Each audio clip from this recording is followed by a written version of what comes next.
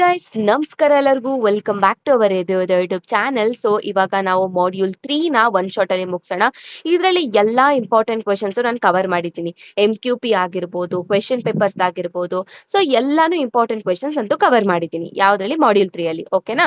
So ಬನ್ನಿ ಒಂದೊಂದಾಗೆ ನೋಡ್ತೋಗೋಣ. ಏನ್ ಗೊತ್ತಾ, ಈ ಕ್ವೆಶನ್ ತುಂಬಾನೇ ಇಂಪಾರ್ಟೆಂಟ್, ಎಲ್ಲಾ ಕ್ವೆಶನ್ ಪೇಪರ್ ಅಲ್ಲೂ ರಿಪೀಟ್ ಆಗಿರುವಂತದ್ದು. ಓಕೆನಾ?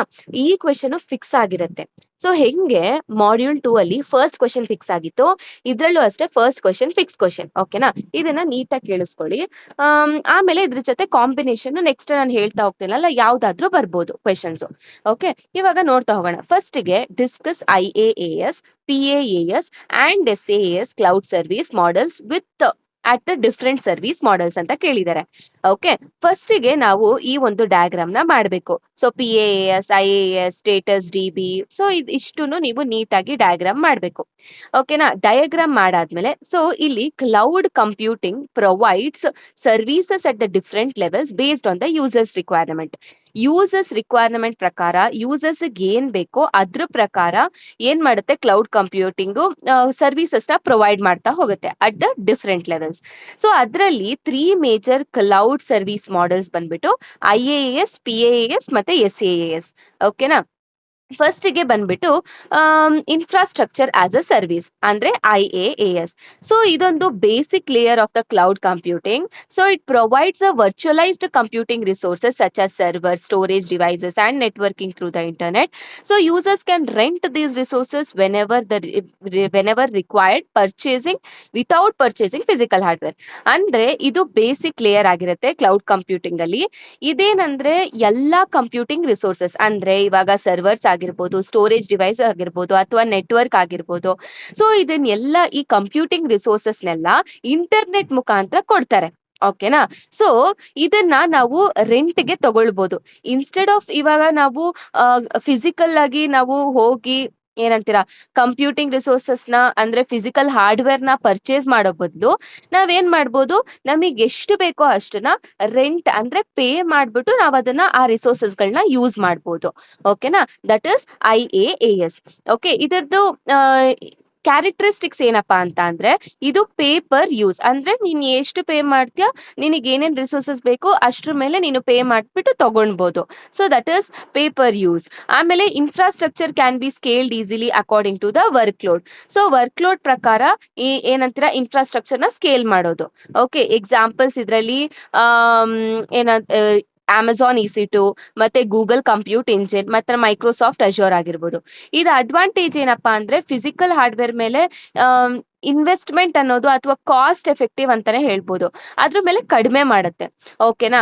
ಸೊ ಆಮೇಲೆ ಇವಾಗ ಏನೇ ಡಿಸಾಸ್ಟರ್ ಆದ್ರೂ ಕೂಡ ನೀವು ನಿಮ್ ಡೇಟಾನ ಅಥವಾ ಇನ್ಫಾರ್ಮೇಶನ್ ರಿಕವರ್ ಮಾಡ್ಕೊಬಹುದು, ಅಥವಾ ನೀವು ಬ್ಯಾಕಪ್ ಅನ್ನೋದನ್ನ ಅವರು ಪ್ರೊವೈಡ್ ಮಾಡ್ತಾರೆ. ಓಕೆನಾ? Next, it offers global availability using a distributed data centers. ಮತ್ತೆ challenges, users need a technical knowledge. Challenge ಏನಪ್ಪಾ ಅಂತ ಅಂದ್ರೆ, ಟೆಕ್ನಿಕಲ್ ನಾಲೆಡ್ಜ್ ಬೇಕು. ಓಕೆನಾ? ರಿಸೋರ್ಸಸ್ ನ ಮ್ಯಾನೇಜ್ ಮಾಡೋದಕ್ಕೆ ಟೆಕ್ನಿಕಲ್ ನಾಲೆಡ್ಜ್ ಇರಬೇಕು. ಆಮೇಲೆ incorrect configuration may lead to the security problems. Okay, next one is platform as a service, PaaS. ಇದೇನ್ ಮಾಡುತ್ತೆ ಅಂದ್ರೆ, ಕಂಪ್ಲೀಟ್ ಎನ್ವಿರಾನ್ಮೆಂಟ್ ನ ಪ್ರೊವೈಡ್ ಮಾಡುತ್ತೆ. ಏನಕ್ಕೆ? ಅಪ್ಲಿಕೇಶನ್ ಡೆವಲಪ್ ಮಾಡೋದಕ್ಕೆ. ಓಕೆನಾ? ಡೆವಲಪಿಂಗ್ ಆಗ್ಲಿ ಅಥವಾ ಟೆಸ್ಟಿಂಗ್ ಆಗ್ಲಿ ಅಥವಾ ಡೆಪ್ಲಾಯ್ಮೆಂಟ್ ಗಾಗ್ಲಿ ಒಂದು ಕಂಪ್ಲೀಟ್ ಎನ್ವಿರಾನ್ಮೆಂಟ್ ನ ಇದೇನ್ ಮಾಡುತ್ತೆ, ಪ್ರೊವೈಡ್ ಮಾಡುತ್ತೆ. ಸೊ ಇದೇನ್ ಮಾಡುತ್ತೆ, ಡೆವಲಪರ್ಸಿಗೆ ಟೂಲ್ಸ್ ನ ಪ್ರೊವೈಡ್ ಮಾಡುತ್ತೆ. ಆಮೇಲೆ ರನ್ ಟೈಮ್ ಎನ್ವಿರಾನ್ಮೆಂಟ್ ನ ಪ್ರೊವೈಡ್ ಮಾಡುತ್ತೆ, ಡೇಟಾ ಬೇಸ್ ನ ಪ್ರೊವೈಡ್ ಮಾಡುತ್ತೆ, ಫ್ರೇಮ್ ವರ್ಕ್ ನ ಪ್ರೊವೈಡ್ ಮಾಡುತ್ತೆ.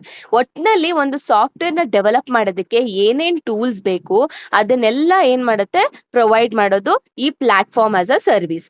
ಓಕೆ, ಇದರದ ಕ್ಯಾರೆಕ್ಟರಿಸ್ಟಿಕ್ಸ್ ಏನಪ್ಪಾ ಅಂತ ಅಂದ್ರೆ, ನೀವು ಇದೇನ್ ಪ್ರೊವೈಡ್ ಮಾಡುತ್ತೆ ಅಂದ್ರೆ, ಕ್ಲೌಡ್ ಬೇಸ್ಡ್ ಡೆವಲಪ್ಮೆಂಟ್ ಪ್ಲಾಟ್ಫಾರ್ಮ್ ನ ಪ್ರೊವೈಡ್ ಮಾಡುತ್ತೆ. ಆಮೇಲೆ ಇದರಲ್ಲಿ ಎಲ್ಲಾ ಸಾಫ್ಟ್ವೇರ್ ಡೆವಲಪ್ಮೆಂಟ್ ಟೂಲ್ಸ್ ಮತ್ತೆ ರನ್ ಟೈಮ್ ಎನ್ವಿರಾನ್ಮೆಂಟ್ ನ ಇನ್ಕ್ಲೂಡ್ ಆಗಿರುತ್ತೆ. ಮತ್ತೆ ಇದು ಈಸಿ ಡೆವಲಪ್ಮೆಂಟ್ ಪ್ರೋಸೆಸ್ಗೆ ಅಂದ್ರೆ ಈಸಿ ಅಪ್ಲಿಕೇಶನ್ ಡೆವಲಪ್ಮೆಂಟ್ ಪ್ರೋಸೆಸ್ಗೆ ಹೆಲ್ಪ್ ಮಾಡುತ್ತೆ. Example Google app engine, AWS elastic beanstalk. So ಇದೆಲ್ಲ ಎಕ್ಸಾಂಪಲ್ಸ್. ಓಕೆನಾ? ಅಡ್ವಾಂಟೇಜಸ್ ಬಂದ್ಬಿಟ್ಟು ಏನಂದ್ರೆ, ಅಪ್ಲಿಕೇಶನ್ ಡೆವಲಪ್ಮೆಂಟ್ ಪ್ರೋಸೆಸ್ ನ ಸಿಂಪ್ಲಿಫೈ ಮಾಡುತ್ತೆ. ಆಮೇಲೆ ಡೆವಲಪರ್ಸ್ ಆರಾಮಾಗಿ ಅವರು ಬರೀ ಕೋಡಿಂಗ್ ಕಡೆ ಮಾತ್ರ ಅವ್ರು ಫೋಕಸ್ ಮಾಡ್ಬೋದು. ಮತ್ತೆ it provides us feasible and scalable resources. ಇದರದ ಲಿಮಿಟೇಷನ್ ಅಥವಾ ಚಾಲೆಂಜಸ್ ಏನಪ್ಪಾ ಅಂತ ಅಂದ್ರೆ users have a less control over the infrastructure ಮೇಲೆ ಯೂಸರ್ದು ಕಂಟ್ರೋಲ್ ತುಂಬಾ ಕಡಿಮೆ ಇರುತ್ತೆ. ಆಮೇಲೆ ಎಲ್ಲ ಏನಾಗುತ್ತೆ, ನಾವು ಕ್ಲೌಡ್ ಸರ್ವಿಸ್ ಪ್ರೊವೈಡರ್ ಮೇಲೆ ನಾವು ಡಿಪೆಂಡ್ ಆಗ್ಬಿಟ್ಟಿರ್ತೀವಿ. ಆಮೇಲೆ ಇದರಿಂದ ನಮಗೆ ವೆಂಡರ್ ಲಾಕ್ ಇನ್ ಪ್ರಾಬ್ಲಮ್ಸ್ ಕೂಡ ಕ್ರಿಯೇಟ್ ಆಗ್ಬೋದು. ಓಕೆ, ನೆಕ್ಸ್ಟ್ ಒನ್ ಬಂದ್ಬಿಟ್ಟು ಸಾಫ್ಟ್ವೇರ್ ಆಸ್ ಅ ಸರ್ವಿಸ್. ಏನಿದು ಸಾಫ್ಟ್ವೇರ್ ಆಸ್ ಅ ಸರ್ವಿಸ್ ಅಂದ್ರೆ, ಇದು ready to use software application ನ ಇಂಟರ್ನೆಟ್ ಮುಖಾಂತರ ಕೊಡುತ್ತೆ. ಸೊ ಇವಾಗ ನೀವು ಸಾಫ್ಟ್ವೇರ್ ಇನ್ಸ್ಟಾಲೇಷನ್ ಅಂದ್ರೆ ಸಾಫ್ಟ್ವೇರ್ ನ ಇನ್ಸ್ಟಾಲೇಷನ್ ಮಾಡದೆ ನಿಮ್ ಲೋಕಲ್ ಸಿಸ್ಟಮ್ ಅಲ್ಲಿ ನೀವು ಯೂಸ್ ಮಾಡ್ಕೊಬಹುದು, ಆಕ್ಸೆಸ್ ಮಾಡ್ಕೊಬಹುದು ಅಪ್ಲಿಕೇಶನ್ ಹೆಂಗೆ through the browsers. Okay, so ಇದರದ ಕ್ಯಾರೆಕ್ಟರಿಸ್ಟಿಕ್ಸ್ ಏನಪ್ಪಾ ಅಂದ್ರೆ ಅಪ್ಲಿಕೇಶನ್ಸ್ ನ ನೀವು ಕ್ಲೌಡ್ ಸರ್ವರ್ಸ್ ಮೇಲೆ ಡೈರೆಕ್ಟ್ ಆಗಿ ಹೋಸ್ಟ್ ಮಾಡ್ಬೋದು. ಆಮೇಲೆ ಇದು ಇಂಟರ್ನೆಟ್ ಮುಖಾಂತರ ಆಕ್ಸೆಸ್ ಮಾಡೋದ್ರಿಂದ ಇಂಟರ್ನೆಟ್ ಮುಖಾಂತರ ನಾವೆಲ್ಲಾನು ಆಕ್ಸೆಸ್ ಮಾಡ್ಕೊಬಹುದು. ಓಕೆ, ಆಮೇಲೆ software maintenance and updates are handled by the providers. ಏನೇ ಮೇಂಟೆನೆನ್ಸ್ ಆಗಿರ್ಬೋದು, ಅಪ್ಡೇಷನ್ ಆಗಿರ್ಬೋದು, ಮಾಡಿಫಿಕೇಶನ್ ಆಗಿರ್ಬೋದು, ಎಲ್ಲ ಏನು ಸರ್ವಿಸ್ ಪ್ರೊವೈಡರ್ಸ್ ಮೇಲೆ ಡಿಪೆಂಡ್ ಆಗಿರುತ್ತೆ. ಓಕೆನಾ, ಅವರೇ ಹ್ಯಾಂಡಲ್ ಮಾಡ್ತಾರೆ. ಓಕೆ, ನೆಕ್ಸ್ಟ್ ಇರ್ಲಿಕ್ಕೆ ಎಕ್ಸಾಂಪಲ್ ಬಂದ್ಬಿಟ್ಟು Google work space, Microsoft 365. So ಇದೆಲ್ಲ ಎಕ್ಸಾಂಪಲ್ಸ್ ಆಗಿರುತ್ತೆ. ಅಡ್ವಾಂಟೇಜಸ್ ಏನಪ್ಪಾ ಅಂದ್ರೆ ಯೂಸರ್ಸ್ ಅಪ್ಲಿಕೇಶನ್ ಎಲ್ ಬೇಕಾದ್ರೂ ಏನ್ ಮಾಡ್ಬೋದು, ಆಕ್ಸೆಸ್ ಮಾಡ್ಬೋದು. ಓಕೆ, ಆಮೇಲೆ ಯಾವುದೇ ರೀತಿ ಇನ್ಸ್ಟಾಲೇಷನ್ ಆಗ್ಲಿ ಮೇಂಟೆನೆನ್ಸ್ ಆಗ್ಲಿ ಬೇಕಾಗಿರೋದಿಲ್ಲ. ಆಮೇಲೆ ಇನಿಷಿಯಲ್ ಸಾಫ್ಟ್ವೇರ್ ಕಾಸ್ಟ್ ಕೂಡ ಕಡಿಮೆನೆ ಇರುತ್ತೆ. ಇದರದ ಲಿಮಿಟೇಷನ್ ಏನಪ್ಪಾ ಅಂತ ಅಂದ್ರೆ, ಸೊ ಕಂಟಿನ್ಯೂಸ್ ಆಗಿ ಇಂಟರ್ನೆಟ್ ಅವೈಲಬಿಲಿಟಿ ಮತ್ತೆ ಕನೆಕ್ಟಿವಿಟಿ ಅನ್ನೋದು ಇರಬೇಕು. ಆಮೇಲೆ ಅವಾಗ ಸೆಕ್ಯೂರಿಟಿ ಮತ್ತೆ ಪ್ರೈವಸಿ ಇಶ್ಯೂ ಆಗ್ತಾನೆ ಇರುತ್ತೆ. Okay, these are the limitations. So next question ಬಂದ್ಬಿಟ್ಟು explain the private, public and hybrid cloud deployment models ಅಂತ. ಸೊ ಏನಿದು ಕ್ಲೌಡ್ ಡೆಪ್ಲಾಯ್ಮೆಂಟ್ ಮಾಡೆಲ್ಸ್ ಅಂದ್ರೆ, it is a way of describe the way cloud infrastructure is organized and made available to the user. ಅಂದ್ರೆ ಯಾವ ರೀತಿ cloud infrastructure ನ organise ಮಾಡಿ users ಗೆ available ಅಂದ್ರೆ ಆಕ್ಸೆಸ್ ಮಾಡೋದಕ್ಕೆ ಕೊಟ್ಟಿದ್ದಾರೆ ಅಂತ. ಓಕೆನಾ, so the 3 main cloud deployment models ಯಾವ್ದಾವ್ದು ಅಂದ್ರೆ private, public, hybrid clouds. So ಇವಾಗ ನಾವು ಪಬ್ಲಿಕ್ ಕ್ಲೌಡ್ ಬಗ್ಗೆ ನೋಡ್ತಾ ಹೋಗೋಣ. ಪಬ್ಲಿಕ್ ಕ್ಲೌಡ್ ಅಂದ್ರೆ ಇದೊಂದು ಕ್ಲೌಡ್ ಎನ್ವಿರಾನ್ಮೆಂಟ್. ಓಕೆನಾ, ಎಲ್ಲಿ ಸರ್ವಿಸಸ್ ನೆಲ್ಲ ಪ್ರೊವೈಡ್ ಮಾಡೋದು third party cloud provider services ನ ಪ್ರೊವೈಡ್ ಮಾಡ್ತಾರೆ. ಹೆಂಗ್ ಪ್ರೊವೈಡ್ ಮಾಡ್ತಾರೆ ಅಂದ್ರೆ ಥ್ರೂ ದ ಇಂಟರ್ನೆಟ್ ಪ್ರೊವೈಡ್ ಮಾಡ್ತಾರೆ. ಆಮೇಲೆ ಈ ಒಂದು ಕ್ಲೌಡ್ ಎಲ್ಲಾ ಯೂಸರ್ಸ್ ಅಂದ್ರೆ ಯಾರ್ ಬೇಕಾದ್ರೂ ಈ ಒಂದು ಕ್ಲೌಡ್ ನ ಯೂಸ್ ಮಾಡ್ಕೊಬಹುದು. ಯಾವ ಆರ್ಗನೈಸೇಷನ್ ಬೇಕಾದ್ರೂ ಅಥವಾ ಯಾವ ಯೂಸರ್ ಬೇಕಾದ್ರೂ ಕೂಡ ಈ ಕ್ಲೌಡ್ ನ ಏನ್ ಮಾಡ್ಬೋದು, ಯೂಸ್ ಮಾಡ್ಕೊಳ್ಬಹುದು. ಇದನ್ನ ಯಾರು ಪ್ರೊವೈಡ್ ಮಾಡ್ತಿರೋದು, ಥರ್ಡ್ ಪಾರ್ಟಿ ಸರ್ವಿಸ್ ಪ್ರೊವೈಡರ್ ಈ ಒಂದು ಏನಂದ್ರೆ ಕ್ಲೌಡ್ ಇನ್ಫ್ರಾಸ್ಟ್ರಕ್ಚರ್ ಮ್ಯಾನೇಜ್ ಮಾಡ್ತಾರೆ. ಓಕೆನಾ, ಆಮೇಲೆ ಇವಾಗ ಹೆಂಗೆ ಅಂದ್ರೆ ಎಕ್ಸಾಂಪಲ್ ಪಬ್ಲಿಕ್ ಬಸ್ ತರ ಯಾರಾದ್ರೂ ಹೋಗಿ ಪೇ ಮಾಡ್ಬಿಟ್ಟು ಟ್ರಾವೆಲ್ ಮಾಡ್ಬೋದು ಅಲ್ವಾ, ಆ ತರ. ಸೊ ಸೇಮ್ ಪಬ್ಲಿಕ್ ಕ್ಲೌಡ್ ಕೂಡ ಅಷ್ಟೇ. ಸೊ ಇದರದ್ದು ಫೀಚರ್ಸ್ ನೋಡೋದಾದ್ರೆ ಇದನ್ನ ಎಲ್ಲರೂ ಕೂಡ ಯೂಸ್ ಮಾಡ್ಬೋದು. ಅಂದ್ರೆ shared by many users and many infrastructures. ಆಮೇಲೆ resources are shared by many users and customers. Services are available through the internet. ಹೌದು, ಇಂಟರ್ನೆಟ್ ಮುಖಾಂತರ ನಾವು ರಿಸೋರ್ಸಸ್ ನ ಆಕ್ಸೆಸ್ ಮಾಡ್ಕೊಳ್ಬಹುದು. ಆಮೇಲೆ ಹೈ ಸ್ಕೇಲಬಿಲಿಟಿ ಮತ್ತೆ ಫ್ಲೆಕ್ಸಿಬಿಲಿಟಿನ ಪ್ರೊವೈಡ್ ಮಾಡುತ್ತೆ. ಇದು ಕೂಡ ಪೇ ಆಸ್ ಯು ಯೂಸ್. ಓಕೆನಾ, ನೀವು ಎಷ್ಟು ರಿಸೋರ್ಸಸ್ ನ ಯೂಸ್ ಮಾಡ್ತೀರಾ ಅಷ್ಟು ಪೇ ಮಾಡ್ತೀವಿ. ಓಕೆನಾ, ಆಮೇಲೆ ಸ್ಕೇಲಬಲ್ ಅಂತ ಅಂದ್ರೆ ಇವಾಗ ರಿಸೋರ್ಸಸ್ ನ ಇನ್ಕ್ರೀಸ್ ಆದ್ರೂ ಆಗ್ಬೋದು ಅಥವಾ ಡಿಕ್ರೀಸ್ ಆದ್ರೂ ಆಗ್ಬೋದು. ಆಮೇಲೆ ಮೇಂಟೆನೆನ್ಸ್ ಎಲ್ಲ ಪ್ರೊವೈಡರ್ಸ್ ನೋಡ್ಕೊಳ್ತಾರೆ. Okay, that is the features.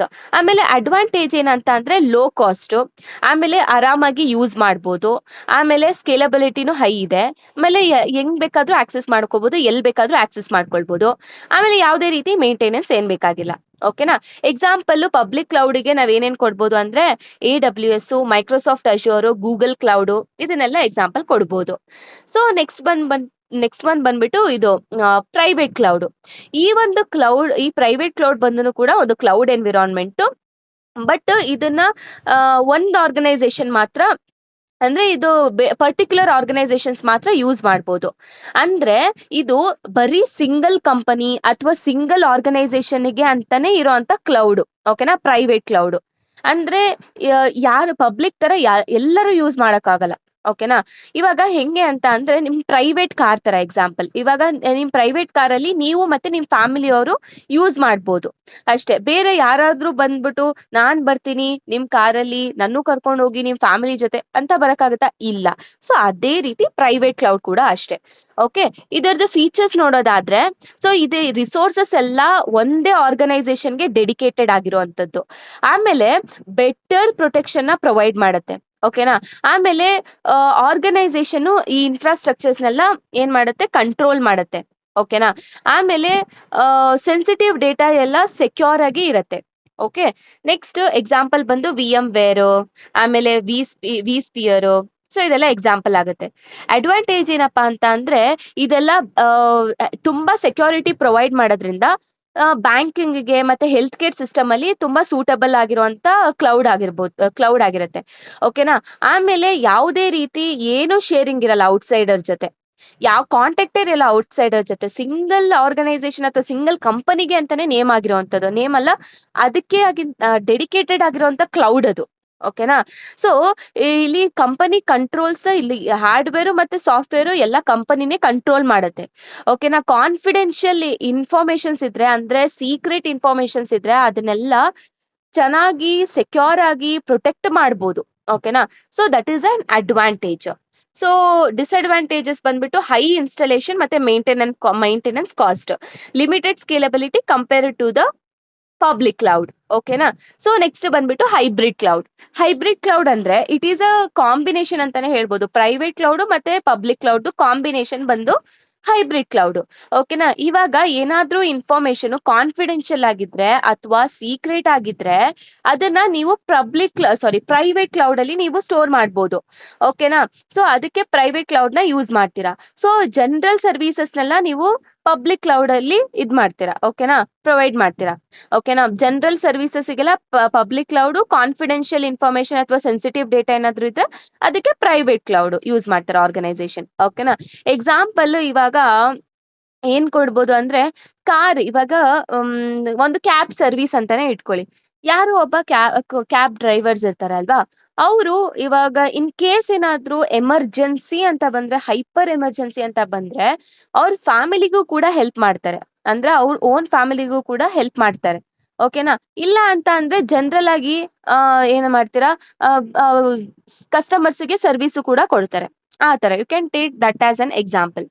So ಇದ್ರದ್ದು ಫೀಚರ್ ಬಂದ್ಬಿಟ್ಟು it combines both public and private clouds, ಮತ್ತೆ allows data and application to move between the clouds. ಆಮೇಲೆ ಇದು ಕೂಡ ಕಾಸ್ಟ್ ಎಫಿಷಿಯಂಟ್, ಅಂದ್ರೆ uses a public cloud when extra resources are needed. Okay, ಆ ತರ. ಆಮೇಲೆ supports disaster recovery and backup solution. Examples AWS outpost and Microsoft Azure stack ಅಂತ ಹೇಳ್ಬೋದು. So ಮತ್ತೆ ಇನ್ನೇನು ಅಡ್ವಾಂಟೇಜಸ್ ಅಂತ ಅಂದ್ರೆ, ಇವಾಗ ಸೆನ್ಸಿಟಿವ್ ಡೇಟಾ ಎಲ್ಲ ನಾವು ಸೆಕ್ಯೂರ್ ಆಗಿ ನಾವು ಸ್ಟೋರ್ ಮಾಡ್ಬೋದು. ಆಮೇಲೆ best environment for each task, ನಾವು ಒಂದು ಬೆಸ್ಟ್ ಎನ್ವಿರಾನ್ಮೆಂಟ್ ನ ಸೆಲೆಕ್ಟ್ ಮಾಡ್ಕೊಬಹುದು ನಾವಷ್ಟಕ್ಕೆ ನಾವೇ, ಯಾವ ಟಾಸ್ಕ್ಗೆ ಏನ್ ಸೂಟ್ ಆಗುತ್ತೆ ಅನ್ನೋ ತರ. ಆಮೇಲೆ ಬ್ಯಾಕಪ್ ಮತ್ತೆ ರಿಕವರಿ ಅನ್ನೋದು ತುಂಬಾ ಈಸಿಯಾಗಿ ಮಾಡ್ಬೋದು. ಆಮೇಲೆ ಇಲ್ಲಿ ಪಬ್ಲಿಕ್ ಕ್ಲೌಡ್ ಎಲ್ಲ ಏನ್ ಮಾಡುತ್ತೆ, ವರ್ಕ್ ಲೋಡ್ಸ್ ನ ಹ್ಯಾಂಡಲ್ ಮಾಡುತ್ತೆ. ಆಮೇಲೆ ಇನ್ನ ಏನ್ ಅಡ್ವಾಂಟೇಜ್ ಬರ್ಬೋದು, ಮತ್ತೆ ರಿಸೋರ್ಸಸ್ ಎಲ್ಲ ಎಫಿಷಿಯಂಟ್ ಆಗಿ ಯೂಸ್ ಮಾಡ್ಬೋದು. Okay. So this is a advantage of hybrid clouds. ಅರ್ಥ ಆಯ್ತಲ್ವಾ? So next, write a note on public cloud platforms, GAE, AWS and ಅಜೂರ್. So ಇದ್ರ ಬಗ್ಗೆ ನಾವೆಲ್ಲ ಬರಿತಾ ಹೋಗ್ಬೇಕು. ಮತ್ತೆ this is very very important question ಅಂತಾನೆ ಹೇಳ್ತೀನಿ. ಇದ್ರ ಮೇಲೆ ನಿಮಗೆ ಡಿಫ್ರೆನ್ಸಸ್ ಆದ್ರೂ ಕೇಳ್ಬೋದು, ಅಥವಾ ಬರೀ ಎರಡರ ಬಗ್ಗೆ ಆದ್ರೂ ಬರೀರಿ ಅಂತ ಕೇಳ್ಬೋದು, ಅಥವಾ ಮೂರು ಬಗ್ಗೆನೂ ಎಕ್ಸ್ಪ್ಲೇನ್ ಮಾಡಿ ಅಂತಾನೂ ಕೇಳ್ಬೋದು. ಒಟ್ನಲ್ಲಿ ಇದ್ರ ಬಗ್ಗೆ ನೀವು ಕಂಪ್ಲೀಟ್ ಆಗಿ ನಾಲೆಡ್ಜ್ ಇಟ್ಕೊಂಡೆ ಹೋಗ್ಬೇಕು, ಇದ್ರ ಬಗ್ಗೆ ಮತ್ತೆ ಫಸ್ಟ್ ಒನ್ ಬಗ್ಗೆ. ಓಕೆನಾ. ಸೊ ಬನ್ನಿ ಸ್ಟಾರ್ಟ್ ಮಾಡೋಣ. AWS ಬಂದು ಅಮೆಜಾನ್ ವೆಬ್ ಸರ್ವಿಸಸ್. ಓಕೆನಾ. AWS ಅನ್ನೋದು ಅಮೆಜಾನ್ದು ಕ್ಲೌಡ್ ಪ್ಲಾಟ್ಫಾರ್ಮ್ ಆಗಿರುತ್ತೆ. ಸೊ ಇದು ಮೇನ್ಲಿ ಏನ್ ಪ್ರೊವೈಡ್ ಮಾಡುತ್ತೆ ಅಂದ್ರೆ ಇನ್ಫ್ರಾಸ್ಟ್ರಕ್ಚರ್ ಸರ್ವಿಸಸ್ ಗಳನ್ನ ಪ್ರೊವೈಡ್ ಮಾಡುತ್ತೆ. ಏನಪ್ಪಾ ಇನ್ಫ್ರಾಸ್ಟ್ರಕ್ಚರ್ ಸರ್ವಿಸಸ್ ಅಂತ ಕೇಳ್ಬೋದು ನೀವು. ಸೊ ಯಾವುದು ವರ್ಚುವಲ್ ಮಷೀನ್ಸು, ಸ್ಟೋರೇಜು, ನೆಟ್ವರ್ಕಿಂಗು, ಇದನ್ನೆಲ್ಲ AWS ಪ್ರೊವೈಡ್ ಮಾಡುತ್ತೆ. ಓಕೆನಾ. ಸೊ ಎಕ್ಸಾಂಪಲ್ ಇವಾಗ ಈಸಿಯಾಗಿ ಹೇಳ್ಬೇಕು ಅಂದ್ರೆ, AWS is like renting a complete computer ಸಿಸ್ಟಮ್ನ ಆನ್ಲೈನಿಂದ ನೀವು ರೆಂಟ್ ಮಾಡ್ಕೊಳ್ಳೋದು ಅಂತಾನೆ ಹೇಳ್ಬೋದು. ಸೊ ಇದು ಏನು ಕೊಡುತ್ತೆ ಅಂತ ಅಂದರೆ CPU ಆಗಲಿ, ರ್ಯಾಮ್ ಆಗಲಿ, ಸ್ಟೋರೇಜ್ ಆಗಲಿ, ನೆಟ್ವರ್ಕಿಂಗ್ ಆಗಲಿ ಎಲ್ಲಾನು ಕೂಡ ನೀವು ರೆಂಟ್ ಮಾಡ್ಕೊಬೋದು. ಕಂಪ್ಲೀಟ್ ಒಂದು ಕಂಪ್ಯೂಟರ್ ಸಿಸ್ಟಮ್ನ ನೀವು ಆನ್ಲೈನ್ ಮುಖಾಂತರ ತಗೊಳ್ತಿದ್ದೀರಾ ಅಂತ ಹೇಳ್ಬೋದು. ಓಕೆನಾ, ಅದು AWS. ಓಕೆನಾ, ಇದರಲ್ಲಿ ತುಂಬ ಸರ್ವಿಸಸ್ಗಳು ಪ್ರೊವೈಡ್ ಮಾಡ್ತಾರೆ. ಸೊ ಫಸ್ಟ್ ಒಂದು EC2. EC2 ಅಂದರೆ ಇದು ಏನು ಪ್ರೊವೈಡ್ ಮಾಡುತ್ತೆ ಅಂದರೆ ವರ್ಚುವಲ್ ಕಂಪ್ಯೂಟರ್ನ ಪ್ರೊವೈಡ್ ಮಾಡುತ್ತೆ. ಓಕೆನಾ, ನೀವು ಹೋಗಿ ಒಂದು ವರ್ಚುವಲ್ ಕಂಪ್ಯೂಟರ್ನ ತಗೊಂಬರೋ ಬದಲು ನೀವು ಆನ್ಲೈನ್ ಮುಖಾಂತರ ರೆಂಟ್ ಮಾಡ್ಕೊಬೋದು ಒಂದನ್ನ. ಸೊ ಅದು EC2. ಓಕೆ, ನೆಕ್ಸ್ಟ್ ಬಂದ್ಬಿಟ್ಟು S3 ಬಂದ್ಬಿಟ್ಟು ಏನಕ್ಕೆ ಯೂಸ್ ಮಾಡ್ತಾರೆ ಅಂದರೆ ಫೈಲ್ಸ್ಗಳನ್ನ ಸ್ಟೋರ್ ಮಾಡೋದಕ್ಕೆ, ಸ್ಟೋರೇಜ್ ಪರ್ಪಸ್ಸಿಗೆ ಈ ಒಂದು S3 ಇರೋದು. ಓಕೆನಾ, ಎಕ್ಸಾಂಪಲ್ ನಾವು ಲೈಕ್ ಗೂಗಲ್ ಡ್ರೈವ್ ಸ್ಟೋರೇಜ್ ಅಂತ ಹೇಳ್ಬೋದು. ಓಕೆನಾ, ನೆಕ್ಸ್ಟ್ EBS ಅಂದರೆ ಎಲಾಸ್ಟಿಕ್ ಬ್ಲಾಕ್ ಸ್ಟೋರೇಜ್. ಏನಕ್ಕಪ್ಪ ಈ ಎಲಾಸ್ಟಿಕ್ ಬ್ಲಾಕ್ ಸ್ಟೋರೇಜ್ ಬೇಕು ಅಂದರೆ ಇದು ಹಾರ್ಡ್ ಡಿಸ್ಕ್ ಲೈಕ್ ಸ್ಟೋರೇಜ್ನ ಪ್ರೊವೈಡ್ ಮಾಡುತ್ತೆ. ಯಾರಿಗೆ? ವರ್ಚುವಲ್ ಮಷೀನ್ಸಿಗೆ.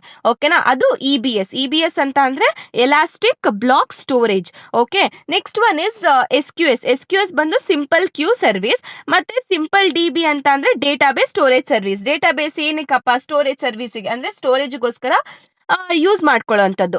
ಯಾವುದೋ ಸಿಂಪಲ್ ಡೇಟಾಬೇಸ್. ಇದಕ್ಕೆ ಫೀಚರ್ಸ್ ಏನಪ್ಪ ಅಂತ ಅಂದರೆ, ಸೊ ಅಕಸ್ಮಾತ್ ಏನಾದರೂ ಇನ್ ಕೇಸ್ ವರ್ಕ್ ಲೋಡ್ ಏನಾದರೂ ಇನ್ಕ್ರೀಸ್ ಆದರೆ ಈ AWS ಏನು ಮಾಡುತ್ತೆ?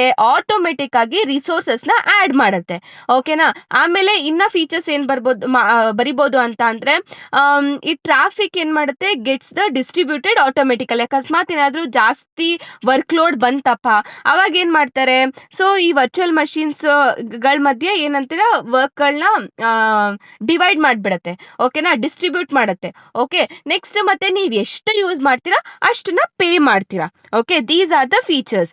ಓಕೆ, ನೆಕ್ಸ್ಟ್ ಅಡ್ವಾಂಟೇಜ್ ಬಂದ್ಬಿಟ್ಟು flexible cloud infrastructure, global data centre support, reliable monitoring service and secure VPN connectivity. Next ಒಂದು ಬಂದ್ಬಿಟ್ಟು ಮೈಕ್ರೋಸಾಫ್ಟ್ ಅಜೋರ್ ಕೂಡ ಒಂದು ಕ್ಲೌಡ್ ಪ್ಲಾಟ್ಫಾರ್ಮ್. ಓಕೆನಾ, ಸೊ ಇದು almost widely used cloud platform ಅಂತಲೇ ನಾವು ಹೇಳ್ಬೋದು. ಸೊ ಕಂಪನಿ ಆಲ್ರೆಡಿ ಏನೇನು ಯೂಸ್ ಮಾಡ್ತಿದೆ? ವಿಂಡೋಸು, .NET ಮತ್ತು ವಿಜುವಲ್ ಸ್ಟುಡಿಯೋ ಮತ್ತು Azure also easy to use. ಅದೇ ಥರ ಅಜೋರು ಕೂಡ ನಾವು ಆರಾಮಾಗಿ ಯೂಸ್ ಮಾಡ್ಬೋದು. ಓಕೆನಾ, ಏನೇನು ಫೀಚರ್ಸ್ನ ಇದು ಸಪೋರ್ಟ್ ಮಾಡುತ್ತೆ ಅಂತ ಅಂದರೆ, ಸೊ ಸಪೋರ್ಟ್ಸ್ .NET ಆಗಲಿ, ಇವಾಗ it is best suited for the Microsoft Microsoft ಡೆವಲಪರ್ಸಿಗೆ ಅದು ತುಂಬ ಸೂಟ್ ಆಗಿರೋಂಥ ಏನಂತೀರ ಫೀಚರ್ ಅಂತಲೇ ಹೇಳ್ಬೋದು. ಆಮೇಲೆ ವರ್ಚುವಲೈಸ್ಡ್ ರಿಸೋರ್ಸಸ್ ಅಂದರೆ ವರ್ಚುವಲ್ ಮಷೀನ್ಸ್ನ ಪ್ರೊವೈಡ್ ಮಾಡೋದು, ಮತ್ತು ಕ್ಲೌಡ್ ಸರ್ವಿಸಸ್ನ ಪ್ರೊವೈಡ್ ಮಾಡೋದು, ಮತ್ತು ಲೋಕಲ್ ಡೆವಲಪ್ಮೆಂಟ್ ಅಂತ ಅಂದರೆ ಅಪ್ಲಿಕೇಶನ್ನ can be developed and tested locally ಅಪ್ಲಿಕೇಶನ್ನ ಡೆವಲಪ್ ಮಾಡ್ಬೋದು ಮತ್ತು ಟೆಸ್ಟ್ ಕೂಡ ಮಾಡ್ಬೋದು. ಓಕೆ, ಏನೇನು ಸರ್ವಿಸಸ್ ಪ್ರೊವೈಡ್ ಮಾಡುತ್ತೆ ಅಂತ ಅಂದರೆ first one is live server. So ಏನಂದರೆ ಇದರಿಂದ ನಾವು ಮೈಕ್ರೋಸಾಫ್ಟ್ ಲೈವ್ ಅಪ್ಲಿಕೇಶನ್ನ ನಾವು ಆಕ್ಸೆಸ್ ಮಾಡ್ಬೋದು. ಮತ್ತು .NET ಸರ್ವಿಸಸ್ ಏನಂತೀರ ಅಪ್ಲಿಕೇಶನ್ ಡೆವಲಪ್ಮೆಂಟ್ ಮತ್ತು ಎಕ್ಸಿಕ್ಯೂಷನಿಗೆ ಯೂಸ್ ಆಗುತ್ತೆ. ನೆಕ್ಸ್ಟ್ SQL ಅಜೋರು, ಸೊ ಇದೊಂದು ಕ್ಲೌಡ್ ಡೇಟಾಬೇಸ್ ಸರ್ವಿಸ್ ಅಂತಲೇ ಹೇಳ್ಬೋದು. Next one share point services. So ಇದು ಮೇನ್ಲಿ ಬಿಸ್ನೆಸ್ ವೆಬ್ ಅಪ್ಲಿಕೇಶನ್ಸ್ಗೆ ಯೂಸ್ ಆಗುತ್ತೆ. Next dynamic CRM, so it is mainly use for customer management. Okay, next ಒಂದು ಬಂದ್ಬಿಟ್ಟು Google app engine. So ಈ Google app engine ಕೂಡ ಒಂದು cloud platform. ಓಕೆನಾ, so web ಅಪ್ಲಿಕೇಶನ್ನ develop ಮಾಡೋದಕ್ಕೆ ಮತ್ತು ರನ್ ಮಾಡೋದಕ್ಕೆ ಈ ಒಂದು ಕ್ಲೌಡ್ ಪ್ಲಾಟ್ಫಾರ್ಮ್ನ ಯೂಸ್ ಮಾಡ್ತಾರೆ. ಓಕೆ, ಸಪೋಸ್ ಇವಾಗ ನೀವು ಯಾವುದೋ ಒಂದು ವೆಬ್ಸೈಟ್ ಕ್ರಿಯೇಟ್ ಮಾಡಿರ್ತೀರ ಫ್ರಮ್ ಯೂಸಿಂಗ್ ಏನಂತೀರ ಪ್ರೋಗ್ರಾಮಿಂಗ್ ಲ್ಯಾಂಗ್ವೇಜ್ ಲೈಕ್ ಪೈಥನ್ ಮತ್ತು ಜಾವಾ. ಓಕೆನಾ, ಪೈಥನ್ ಅಥವಾ ಜಾವಾ. ಓಕೆನಾ, ಸೊ ನೀವು ಸುಮ್ಮನೆ ಎಲ್ಲಾನು ಮ್ಯಾನ್ಯುವಲ್ ಆಗಿ ಸರ್ವರ್ ಮೇಲೆ ಇನ್ಸ್ಟಾಲ್ ಮಾಡೋ ಬದಲು ಸೊ ಗೂಗಲ್ಲು ನೀವು ಜಸ್ಟ್ ಹಾಕಿದ ತಕ್ಷಣ ಎಲ್ಲ ಅದೇ ನೋಡ್ಕೊಳ್ಳುತ್ತೆ.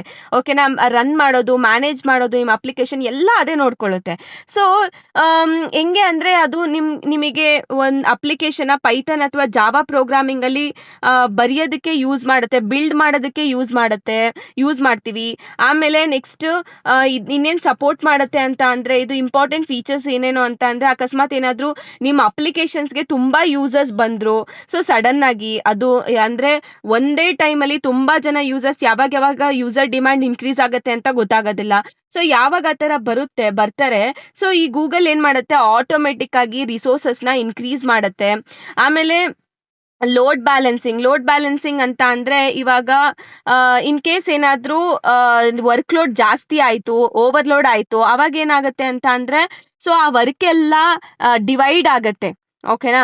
ಸೊ ಇನ್ಸ್ಟೆಡ್ ಆಫ್ ಇವಾಗ ಹೆಂಗ್ ಎಕ್ಸಾಂಪಲ್ ಕೊಡ್ಬೋದು ಅಂತ ಅಂದ್ರೆ 1000 ಸ್ಟೂಡೆಂಟ್ಸ್ ಒಂದ್ ಟೀಚರ್ ಹ್ಯಾಂಡಲ್ ಮಾಡಿ ಅಂತ ಅಂದ್ರೆ, ಸೊ ಅಂದ್ರೆ ಒಂದೇ ಟೀಚರು 1000 ಸ್ಟೂಡೆಂಟ್ಸ್ ನ ಹ್ಯಾಂಡಲ್ ಮಾಡ್ಬೇಕು ಅಂತ ಅಂದ್ರೆ ಅದು ಓವರ್ಲೋಡ್ ಆಗುತ್ತೆ. ಅದಕ್ಕೆ ಅವಾಗ ಮಲ್ಟಿಪಲ್ ಟೀಚರ್ಸ್ ನ ಅಸೈನ್ ಮಾಡಿದಾಗ ಅಥವಾ ಮಲ್ಟಿಪಲ್ ಟೀಚರ್ಸ್ ಕೂಡ ಆಡ್ ಅಪ್ ಆದಾಗ ಅಲ್ಲಿ ಆರಾಮಾಗಿ ನಾವೇನ್ ಮಾಡ್ಬೋದು, ಮೇಂಟೈನ್ ಮಾಡ್ಬೋದು. ಅದೇ ರೀತಿ ಇನ್ ಕೇಸ್ ಏನಾದ್ರೂ ಈ ತರ ಓವರ್ಲೋಡ್ ಆದ್ರೆ ಅಥವಾ ಓವರ್ ಹೆಡ್ ಆದ್ರೆ ವರ್ಕ್ ಎಲ್ಲ ಡಿವೈಡ್ ಆಗತ್ತೆ. ಓಕೆನಾ? ಆಮೇಲೆ ಈ ತರ ಏನಾದ್ರೂ ತುಂಬಾ ಯೂಸರ್ಸ್ ಗಳೇನಾದ್ರೂ ಬಂದ್ರೆ ರಿಸೋರ್ಸ್ ಯೂಸೇಜು ಕೂಡ ಅಥವಾ ರಿಸೋರ್ಸ್ ಆಡಪ್ ಆಗೋದಾಗ್ಲಿ ರಿಮೂವ್ ಮಾಡೋದಾಗ್ಲಿ ಅದೆಲ್ಲ ಏನಾಗುತ್ತೆ, ಇನ್ಕ್ರೀಸ್ ಆಗುತ್ತೆ. ಓಕೆನಾ? That is what automatic scaling. So ಆಮೇಲೆ ಇದನ್ನೆಲ್ಲ ಬರಿಬೇಕಾಗತ್ತೆ ನೀವು. ಆಮೇಲೆ ಇದು ಬಿಗ್ ಡೇಟಾ ಟೇಬಲ್ ನ ಸ್ಟೋರ್ ಮಾಡೋದಕ್ಕೆ ಡೇಟಾ ಸ್ಟೋರ್ ನ ಯೂಸ್ ಮಾಡ್ತಾರೆ. ಆಮೇಲೆ SDK ಅಲ್ಲಿ SDK ಏನಕ್ಕೆ ಯೂಸ್ ಮಾಡ್ತಾರೆ ಅಂತ ಅಂದ್ರೆ ನಿಮ್ಮ ಅಪ್ಲಿಕೇಶನ್ ನ ಲೋಕಲಿ ಟೆಸ್ಟ್ ಅಪ್ಲೋಡ್ ಮಾಡೋಕ್ಕಿಂತ ಮುಂಚೆ ನಿಮ್ ಅಪ್ಲಿಕೇಶನ್ ನ ಲೋಕಲಿ ಟೆಸ್ಟ್ ಮಾಡೋದಕ್ಕೆ SDK ನ ಯೂಸ್ ಮಾಡ್ತಾರೆ. SDK ಬಗ್ಗೆ ಬರೀರಿ. ಆಮೇಲೆ ಆ ತರ ಇನ್ ಕೇಸ್ ನಾನು ಇವಾಗ ಏನೇನ್ ಹೇಳ್ತೀನಿ ಅದನ್ನ ನೆನಪಾದ್ರೆ ಅದನ್ನ ಬರೀರಿ. ಸೊ ಆಮೇಲೆ ಬೇಕಾದ್ರೆ ನೀವು ಇದನ್ನು ಕೂಡ ಓದ್ಬೋದು. GAE ಏನ್ ಸಪೋರ್ಟ್ ಮಾಡುತ್ತೆ ಅಂದ್ರೆ scalable and elastic web application and allows you to run on the Google data centers. ಆಮೇಲೆ GAE ಆರ್ಕಿಟೆಕ್ಚರ್ ಬರೀರಿ. ಸೊ ಏನೇನಿದೆ ಅಂದ್ರೆ ಗೂಗಲ್ ಫೈಲ್ ಸಿಸ್ಟಮ್. ಈ ಗೂಗಲ್ ಫೈಲ್ ಸಿಸ್ಟಮ್ ಏನಕ್ಕೆ ಯೂಸ್ ಮಾಡ್ತಾರೆ ಅಂದ್ರೆ ಲಾರ್ಜ್ ಅಮೌಂಟ್ ಆಫ್ ಡೇಟಾನ ಸ್ಟೋರ್ ಮಾಡೋದಕ್ಕೆ. ಆಮೇಲೆ ಮ್ಯಾಪ್ ರೆಡ್ಯೂಸ್ ಏನಕ್ಕೆ ಯೂಸ್ ಮಾಡ್ತಾರೆ ಅಂತ ಅಂದ್ರೆ ಲಾರ್ಜ್ ಅಮೌಂಟ್ ಆಫ್ ಡೇಟಾನ ಪ್ರೋಸೆಸ್ ಮಾಡಿ ಮತ್ತೆ ಅಪ್ಲಿಕೇಶನ್ ಡೆವಲಪ್ ಮಾಡೋದಕ್ಕೆ.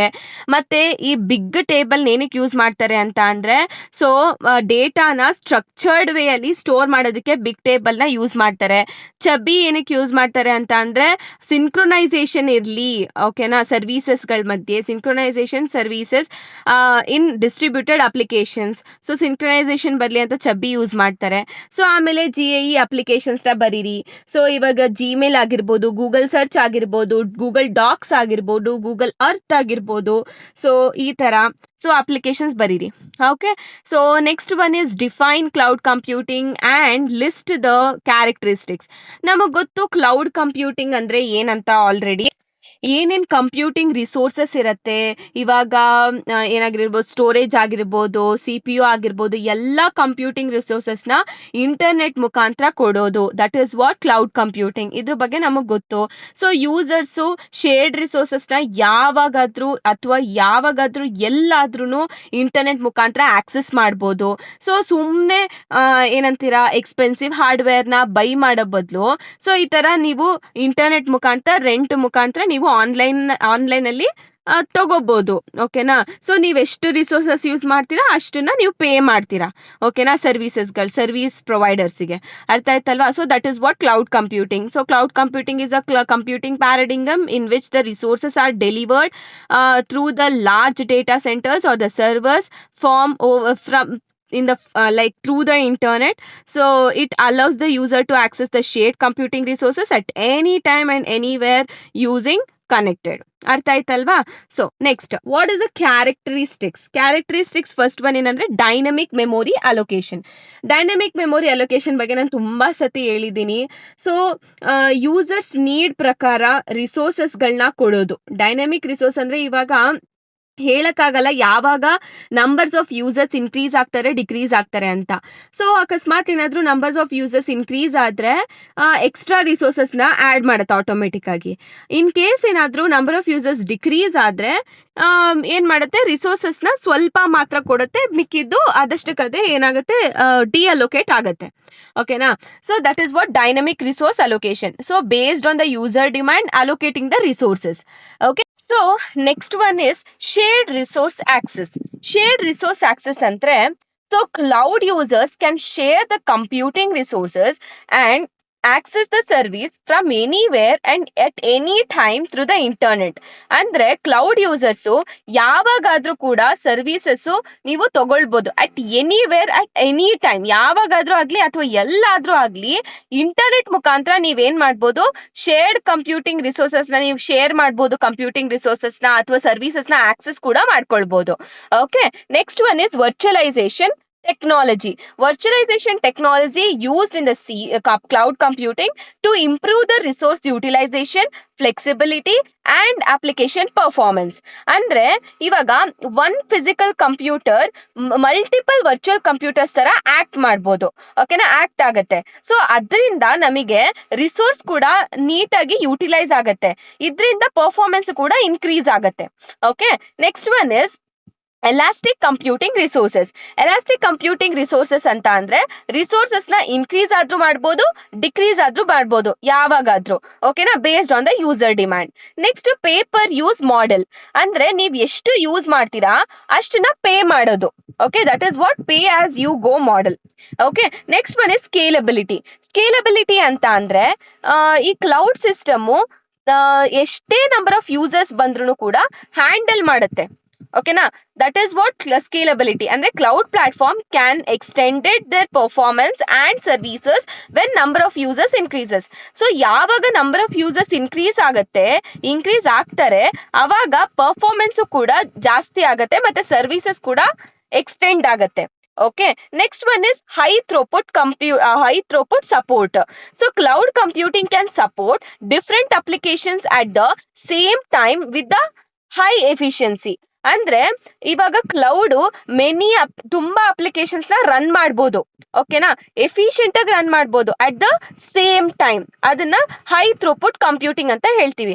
ಎಕ್ಸಾಂಪಲ್, ಇವಾಗ ಯೂಟ್ಯೂಬ್ ಅಲ್ಲಿ ಮಿಲಿಯನ್ಸ್ ಆಫ್ ಪೀಪಲ್ಸ್ ಏನ್ ಮಾಡ್ಬೋದು, ವಿಡಿಯೋಸ್ ನ ವಾಚ್ ಮಾಡ್ಬೋದು ಸೈಮಲ್ಟೇನಿಯಸ್ ಆಗಿ. ಆಯ್ತಾ? So that is an example. Okay, next one is cost reduction. Cost reduction ಅಂತ ಅಂದ್ರೆ no need to buy the costly hardware and maintain the system. ಓಕೆನಾ, ನೀವು ಹೋಗಿ ಹಾರ್ಡ್ವೇರ್ ಬೈ ಮಾಡಬೇಕು ಅಂತ ಏನಿಲ್ಲ. ಓಕೆನಾ, ಇದರಿಂದ ಕಾಸ್ಟ್ ಕೂಡ ರೆಡ್ಯೂಸ್ ಆಗತ್ತೆ. ಯಾಕಂದ್ರೆ ನೀವು ಇಂಟರ್ನೆಟ್ ಮುಖಾಂತರ ನೀವು ಆಕ್ಸೆಸ್ ಮಾಡ್ತಿದ್ದೀರಾ. ಓಕೆನಾ, that's it. Next one is auto scaling and load balancing. So cloud platforms automatically manage the work load distribution and resource scaling. ನಾನು ಆಲ್ರೆಡಿ ನಿಮ್ಗೆ ಲೋಡ್ ಡಿಸ್ಟ್ರಿಬ್ಯೂಷನ್ ಬಗ್ಗೆ ಹೇಳಿದೆ. ಯಾವಾಗ ವರ್ಕ್ ಲೋಡ್ ಜಾಸ್ತಿ ಆಗತ್ತೆ ಅವಾಗ ಏನಾಗುತ್ತೆ, ಎಲ್ಲ ಡಿಸ್ಟ್ರಿಬ್ಯೂಟ್ ಆಗುತ್ತೆ ವರ್ಕ್ ಅಂತ.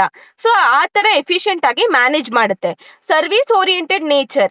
So cloud computing delivers the services such as IaaS, PaaS and SaaS through the internet. So ಇದ್ರ ಬಗ್ಗೆ ಎಲ್ಲ ನಾವು ಆಲ್ರೆಡಿ ನೋಡಿದೀವಿ ಅಲ್ವಾ, ಸರ್ವಿಸ್ ಓರಿಯೆಂಟೆಡ್ ನೇಚರ್ ಬಗ್ಗೆ. Then next one is explain or write the benefits and the challenges of each service. So service models ಗಳು ಯಾವ್ಯಾವು? IaaS, PaaS and SaaS ಅಲ್ವಾ. ಇದರದ ಬೆನಿಫಿಟ್ಸ್ ಏನಪ್ಪಾ ಅಂತ ಅಂದ್ರೆ IaaS ಏನ್ ಮಾಡುತ್ತೆ, ಎಲ್ಲ ಕಂಪ್ಯೂಟಿಂಗ್ ರಿಸೋರ್ಸಸ್ ನ ಏನ್ ಮಾಡುತ್ತೆ, ಇಂಟರ್ನೆಟ್ ಮುಖಾಂತರ ಆಕ್ಸೆಸ್ ಮಾಡಬಹುದು users. That is what the benefit. Next, users can deploy and run the application without purchasing the physical hardware. ಹೌದು, ಯಾವುದೇ ರೀತಿ ನೀವು ಫಿಸಿಕಲ್ ಹಾರ್ಡ್ವೇರ್ ಮೇಲೆ ಕಾಸ್ಟ್ ಅಂದ್ರೆ ಹೋಗಿ ದುಡ್ಡು ಇನ್ವೆಸ್ಟ್ ಮಾಡೋದಿಲ್ಲ. ಏನ್ ಮಾಡ್ತೀರಾ, ಸೊ ಯು ಕ್ಯಾನ್ ನಿಮ್ಮ ಅಪ್ಲಿಕೇಶನ್ ನ ನೀವು ರನ್ ಮಾಡಿ ಮತ್ತೆ ನೀವು ಡೆಪ್ಲಾಯ್ ಕೂಡ ಮಾಡಬಹುದು, ಯಾವುದೇ ರೀತಿ ಫಿಸಿಕಲ್ ಇನ್ಫ್ರಾಸ್ಟ್ರಕ್ಚರ್ ನೀವು ಪರ್ಚೇಸ್ ಮಾಡ್ದೇನೆ. ಓಕೆ, ನೆಕ್ಸ್ಟ್ ಒನ್ ಬಂದ್ಬಿಟ್ಟು cloud providers offer the scalability through the elastic resources and virtual clusters.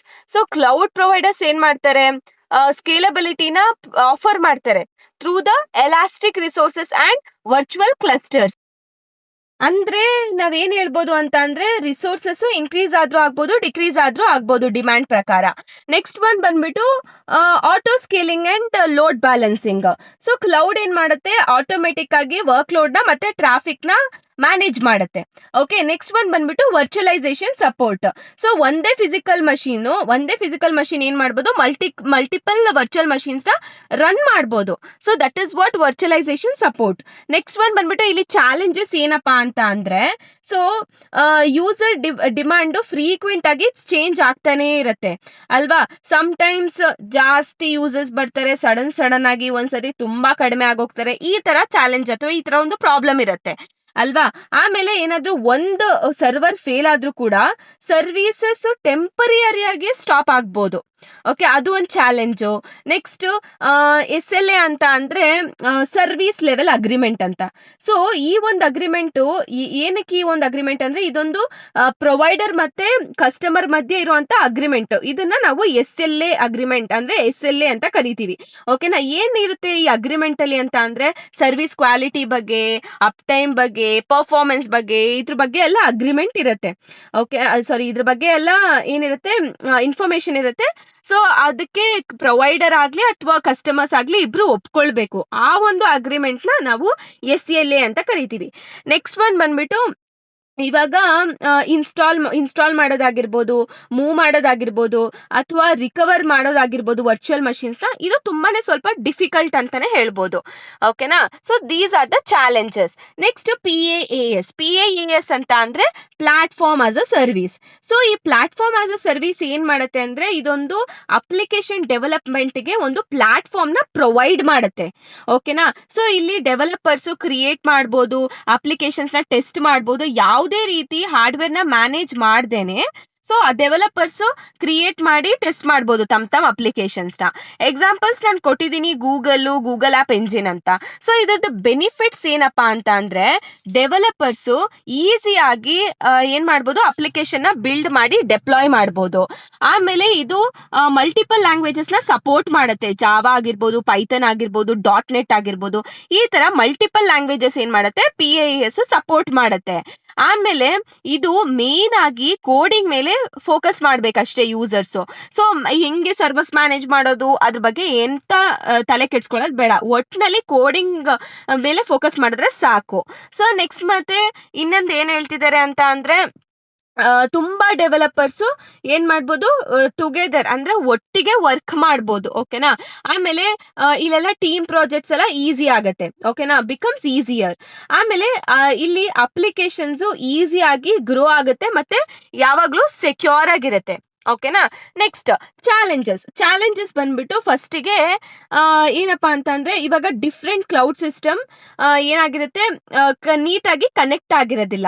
So because of standard differ ಇಂದ ಅಥವಾ ಸ್ಟ್ಯಾಂಡರ್ಡ್ ಇಂಟರ್ಫೇಸ್ ಗಳಿಂದ ಸೊ ಡಿಫ್ರೆಂಟ್ ಕ್ಲೌಡ್ ಸಿಸ್ಟಮ್ ಏನಾಗಿರಲ್ಲ, ಕನೆಕ್ಟ್ ಆಗಿರಲ್ಲ ನೀಟಾಗಿ. Okay. Developer depend upon the provider supported tools and environment. So developers ಈ providers ಏನ್ tools ನ ಕೊಡ್ತಾರೆ ಅಲ್ವಾ, ಅದನ್ನೇ ಯೂಸ್ ಮಾಡ್ಬೇಕು. ಸೊ ಅದ್ರ ಮೇಲೆ ಅವ್ರು ಡಿಪೆಂಡ್ ಆಗಿರ್ತಾರೆ. ಓಕೆನಾ. Dynamic SLA negotiation and automatic resource management value limited support ಅಂತ ಅಂದ್ರೆ ಆಟೋಮೆಟಿಕ್ ಮ್ಯಾನೇಜ್ಮೆಂಟ್ ಫೀಚರ್ಸ್ ಏನಾಗಿರುತ್ತೆ ಅದಿನ್ನ ಇಂಪ್ರೂವ್ಮೆಂಟ್ ಅಲ್ಲಿ ಇದೆ. ಓಕೆನಾ. ಇನ್ನೂ ಅದು ಇಂಪ್ರೂವ್ಮೆಂಟ್ ಅಲ್ಲಿ ಇದೆ, ಅದರಿಂದ ಅದೊಂದು ಚಾಲೆಂಜ್ ಅಂತಾನೆ ನಾವ್ ಹೇಳ್ಬೋದು. Okay. Next one is software as a service. ನಮಗ್ ಗೊತ್ತು ಸಾಫ್ಟ್ವೇರ್ ಆಸ್ ಅ ಸರ್ವಿಸ್ ಅಂತ ಅಂದ್ರೆ ಅದು ಸಾಫ್ಟ್ವೇರ್ ಅಪ್ಲಿಕೇಶನ್ ನ ಇಂಟರ್ನೆಟ್ ಬ್ರೌಸರ್ ಮುಖಾಂತರ ನಮಗೆ ಏನ್ ಮಾಡುತ್ತೆ, ಆಕ್ಸೆಸ್ ಮಾಡೋದಕ್ಕೆ ಕೊಡತ್ತೆ. ಓಕೆನಾ. ಸೊ ಇವಾಗ ಹೌ ವಿ ಕ್ಯಾನ್ ಟೆಲ್ ಅಂದ್ರೆ you can directly access the software. Examples ಇವಾಗ ಜಿಮೇಲ್ ಆಗಿರ್ಬೋದು, ಅಥವಾ ಗೂಗಲ್ ಡಾಕ್ಸ್ ಆಗಿರ್ಬೋದು, ಅಥವಾ ಮೈಕ್ರೋಸಾಫ್ಟ್ ಆಫೀಸ್ ಆಗಿರ್ಬೋದು 365. ಸೊ ಇದನ್ ಅಂದ್ರೆ ನಾವು ಅಪ್ಲಿಕೇಶನ್ಸ್ ನ ಇಂಟರ್ನೆಟ್ ಬ್ರೌಸರ್ ಮುಖಾಂತರ ನಾವು ಏನ್ ಮಾಡ್ಬೋದು, ಡೈರೆಕ್ಟ್ ಆಗಿ ಆಕ್ಸೆಸ್ ಮಾಡ್ಬೋದು without installing the software in the local system. ಓಕೆನಾ. ನಾವು ಲೋಕಲಿ ಇನ್ಸ್ಟಾಲ್ ಮಾಡ್ದೇನೆ ನಾವು ಬ್ರೌಸರ್ ಮುಖಾಂತರ ಆಕ್ಸೆಸ್ ಮಾಡ್ಕೊಳ್ಬೋದು. ಅರ್ಥ ಆಯ್ತಲ್ವಾ. ಇದ್ರದ್ದು ಬೆನಿಫಿಟ್ಸ್ ಏನಂತ ಅಂದ್ರೆ ಯಾವುದೇ ರೀತಿ ಇನ್ಸ್ಟಾಲೇಷನ್ ಬೇಕಾಗಿರಲ್ಲ. ಸೆಕೆಂಡ್ ಒನ್, ಎಲ್ಲಾನು ಪ್ರೊವೈಡರೇ ನೋಡ್ಕೊಳ್ತಾರೆ, ಮ್ಯಾನೇಜ್ ಮಾಡ್ಕೊಳ್ತಾರೆ. ಆಮೇಲೆ ಕಂಪನೀಸ್ ಮನಿ ಅದ್ರ ಮೇಲೆ ಸ್ಪೆಂಡ್ ಮಾಡೋದು ಕಡಿಮೆನೆ, ಮೇಂಟೆನೆನ್ಸ್ ಕಾಸ್ಟ್ ಕೂಡ ಕಡಿಮೆನೆ. ಓಕೆನಾ. ಆಮೇಲೆ ಯೂಸರ್ಸ್ ಅಪ್ಲಿಕೇಶನ್ ಯಾವಾಗಾದ್ರೂ ಎಲ್ಲಾದ್ರೂ ಆಕ್ಸೆಸ್ ಮಾಡ್ಕೊಳ್ಬೋದು. ನೆಕ್ಸ್ಟ್ ಒನ್ ಇನ್ನೊಂದ್ ಏನ್ ಹೇಳ್ಬೋದು ಅಂತ ಅಂದ್ರೆ cloud handles the processing works. So ಎಲ್ಲಾ ಪ್ರೊಸೆಸಿಂಗ್ ವರ್ಕ್ಸ್ ಆಗ್ಲಿ ಎಲ್ಲ ಕ್ಲೌಡೇ ನೋಡ್ಕೊಳ್ಳುತ್ತೆ. ಆಮೇಲೆ ಇದ್ರದ್ದು ಚಾಲೆಂಜಸ್ ಏನಪ್ಪಾ ಅಂತ ಅಂದ್ರೆ ಫಸ್ಟಿಗೆ ಕಸ್ಟಮರ್ ಡೇಟಾ ಎಲ್ಲ ಆನ್ಲೈನ್ ಅಲ್ಲಿ ಸ್ಟೋರ್ ಆಗಿರುತ್ತೆ.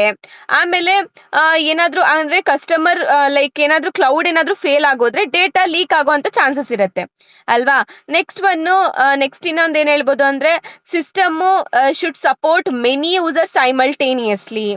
ನೆಕ್ಸ್ಟ್ ಥರ್ಡ್ ಒನ್ ಬಂದ್ಬಿಟ್ಟು ಈ SAS ಏನ್ ಮಾಡುತ್ತೆ, ಅಪ್ಲಿಕೇಶನ್ ಯಾವಾಗ್ಲೂ ಕಂಟಿನ್ಯೂಸ್ ಆಗಿ ವರ್ಕ್ ಆಗ್ತಾನೆ ಇರಬೇಕು, ಸ್ಟಾಪ್ ಆಗ್ದಿರಾನೆ ವರ್ಕ್ ಆಗ್ತಾನೆ ಇರಬೇಕು, ಅದೊಂದು ಚಾಲೆಂಜು. ಸೊ ಇವಾಗ ಇಮೇಲ್ ಸರ್ವಿಸಸ್ ನೋಡಿ 24/7 ಅವೈಲಬಲ್ ಇರತ್ತಾ? ಹೌದು.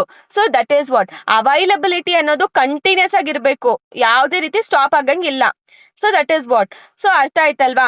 ನೆಕ್ಸ್ಟ್ ಕ್ವೆಶನ್ ಬಂದ್ಬಿಟ್ಟು write a note on inter cloud resource management ಅಂದ್ರೂ ಒಂದೇ. ಸೊ ಓಕೆನಾ, ಅಥವಾ ಗ್ಲೋಬಲ್ ಎಕ್ಸ್ಚೇಂಜ್ ಕ್ಲೌಡ್ ರಿಸೋರ್ಸಸ್ ಬಗ್ಗೆ ಬರೀರಿ ಅಂತ ಅಂದ್ರೂ ನೀವು ಇದೇ ಆನ್ಸರೇ ಬರಿಬೇಕು. ಓಕೆನಾ. ಸೊ ಇಂಟರ್ ಕ್ಲೌಡ್ ರಿಸೋರ್ಸಸ್ ಅಂತ ಅಂದ್ರೆ ಕೆಲವೊಂದ್ಸತಿ ನಮಗೆ ಒಂದೇ ಕ್ಲೌಡ್ ಸರ್ವಿಸ್ ಪ್ರೊವೈಡರ್ ನಮಗೆ ಸಾಕಾಗೋದಿಲ್ಲ. ಕೆಲವೊಂದ್ಸತಿ ಮಲ್ಟಿಪಲ್ ಕ್ಲೌಡ್ ಪ್ರೊವೈಡರ್ಸ್ ಒಟ್ಟಿಗೆ ವರ್ಕ್ ಮಾಡಿ ರಿಸೋರ್ಸಸ್ ನ ಶೇರ್ ಮಾಡೋದು ತುಂಬಾನೇ ಇಂಪಾರ್ಟೆಂಟ್ ಆಗತ್ತೆ ಅಲ್ವಾ. ಈ ಮಲ್ಟಿಪಲ್ ಕ್ಲೌಡ್ಸ್ ಮಧ್ಯ ರಿಸೋರ್ಸಸ್ ನ ಮ್ಯಾನೇಜ್ ಮಾಡೋದಿರುತ್ತೆ ಅಲ್ವಾ, ಅದನ್ನ ಇಂಟರ್ ಕ್ಲೌಡ್ ರಿಸೋರ್ಸ್ ಮ್ಯಾನೇಜ್ಮೆಂಟ್ ಅಂತ ಕರಿತೀವಿ. ಓಕೆನಾ. ಸೊ ಇವಾಗ ಎಕ್ಸಾಂಪಲ್, ಅಕಸ್ಮಾತ್ ಏನಾದ್ರೂ ಒಂದು ಹಾಸ್ಪಿಟಲ್ ಅಲ್ಲಿ ಓವರ್ ಕ್ರೌಡ್ ಆಯ್ತು. ಸೊ ಇವಾಗ ಪೇಷಂಟ್ ಏನ್ ಮಾಡ್ತಾರೆ, ಎಲ್ಲಿ ನಿಯರ್ ಬೈ ಹಾಸ್ಪಿಟಲ್ಸ್ ಇರುತ್ತೆ ಅಲ್ಲಿಗೆ ಪೇಷಂಟ್ಸ್ ನ ಶಿಫ್ಟ್ ಮಾಡ್ತಾರೆ. ಸೊ ಅದೇ ತರ ಅಕಸ್ಮಾತ್ ಏನಾದ್ರೂ ಕ್ಲೌಡ್ ಏನಾದ್ರೂ ಓವರ್ಲೋಡ್ ಆದ್ರೆ ಆ ವರ್ಕ್ ನ ಇನ್ನ ಒಂದು ಕ್ಲೌಡ್ಗೆ ಕೊಡ್ತಾರೆ. ಓಕೆನಾ, ಇನ್ನ ಒಂದು ಕ್ಲೌಡ್ಗೆ ಅದು ಶಿಫ್ಟ್ ಆಗುತ್ತೆ. Okay, that is what inter cloud resource management. Inter cloud resource management refers to the technique or the strategies used to coordinate, allocate and manage the resources among the multiple cloud platforms and service providers. Okay. So ಇವಾಗ cloud federation ಅಂದ್ರೆ ಏನು? Cloud federation ಅಂದ್ರೆ it is a model in which the cloud providers are the data centres collaborate and share the resources and provide better cloud services. ಅಂದ್ರೆ ಇವಾಗ multiple cloud providers ಮಧ್ಯ ಯಾವ ರೀತಿ cooperation ಇದ್ದು resources share ಆಗ್ತಿದೆ ಅಲ್ವಾ, ಅದನ್ನ ಕ್ಲೌಡ್ ಫೆಡರೇಷನ್ ಅಂತ ಹೇಳ್ತೀವಿ.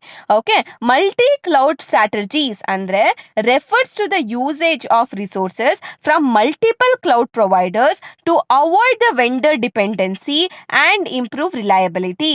ಅಂದ್ರೆ ಇವಾಗ ಮಲ್ಟಿಪಲ್ ಕ್ಲೌಡ್ಸ್ ಪ್ರೊವೈಡರ್ಸ್ ಇಂದ ನಾವು ಸರ್ವಿಸಸ್ ತಗೊಳ್ತೀವಲ್ವಾ, ಇದರಿಂದ ಏನ್ ಅವಾಯ್ಡ್ ಆಗುತ್ತೆ ಅಂದ್ರೆ ವೆಂಡರ್ ಡಿಪೆಂಡೆನ್ಸಿ, ಅಂದ್ರೆ ಸಿಂಗಲ್ ಪ್ರೊವೈಡರ್ ಮೇಲೆ ಡಿಪೆಂಡ್ ಆಗೋದು ಏನಾಗುತ್ತೆ, ಕಡಿಮೆ ಆಗುತ್ತೆ. ಇದರಿಂದ ರಿಲಯಬಿಲಿಟಿ ಕೂಡ ಜಾಸ್ತಿ ಆಗುತ್ತೆ.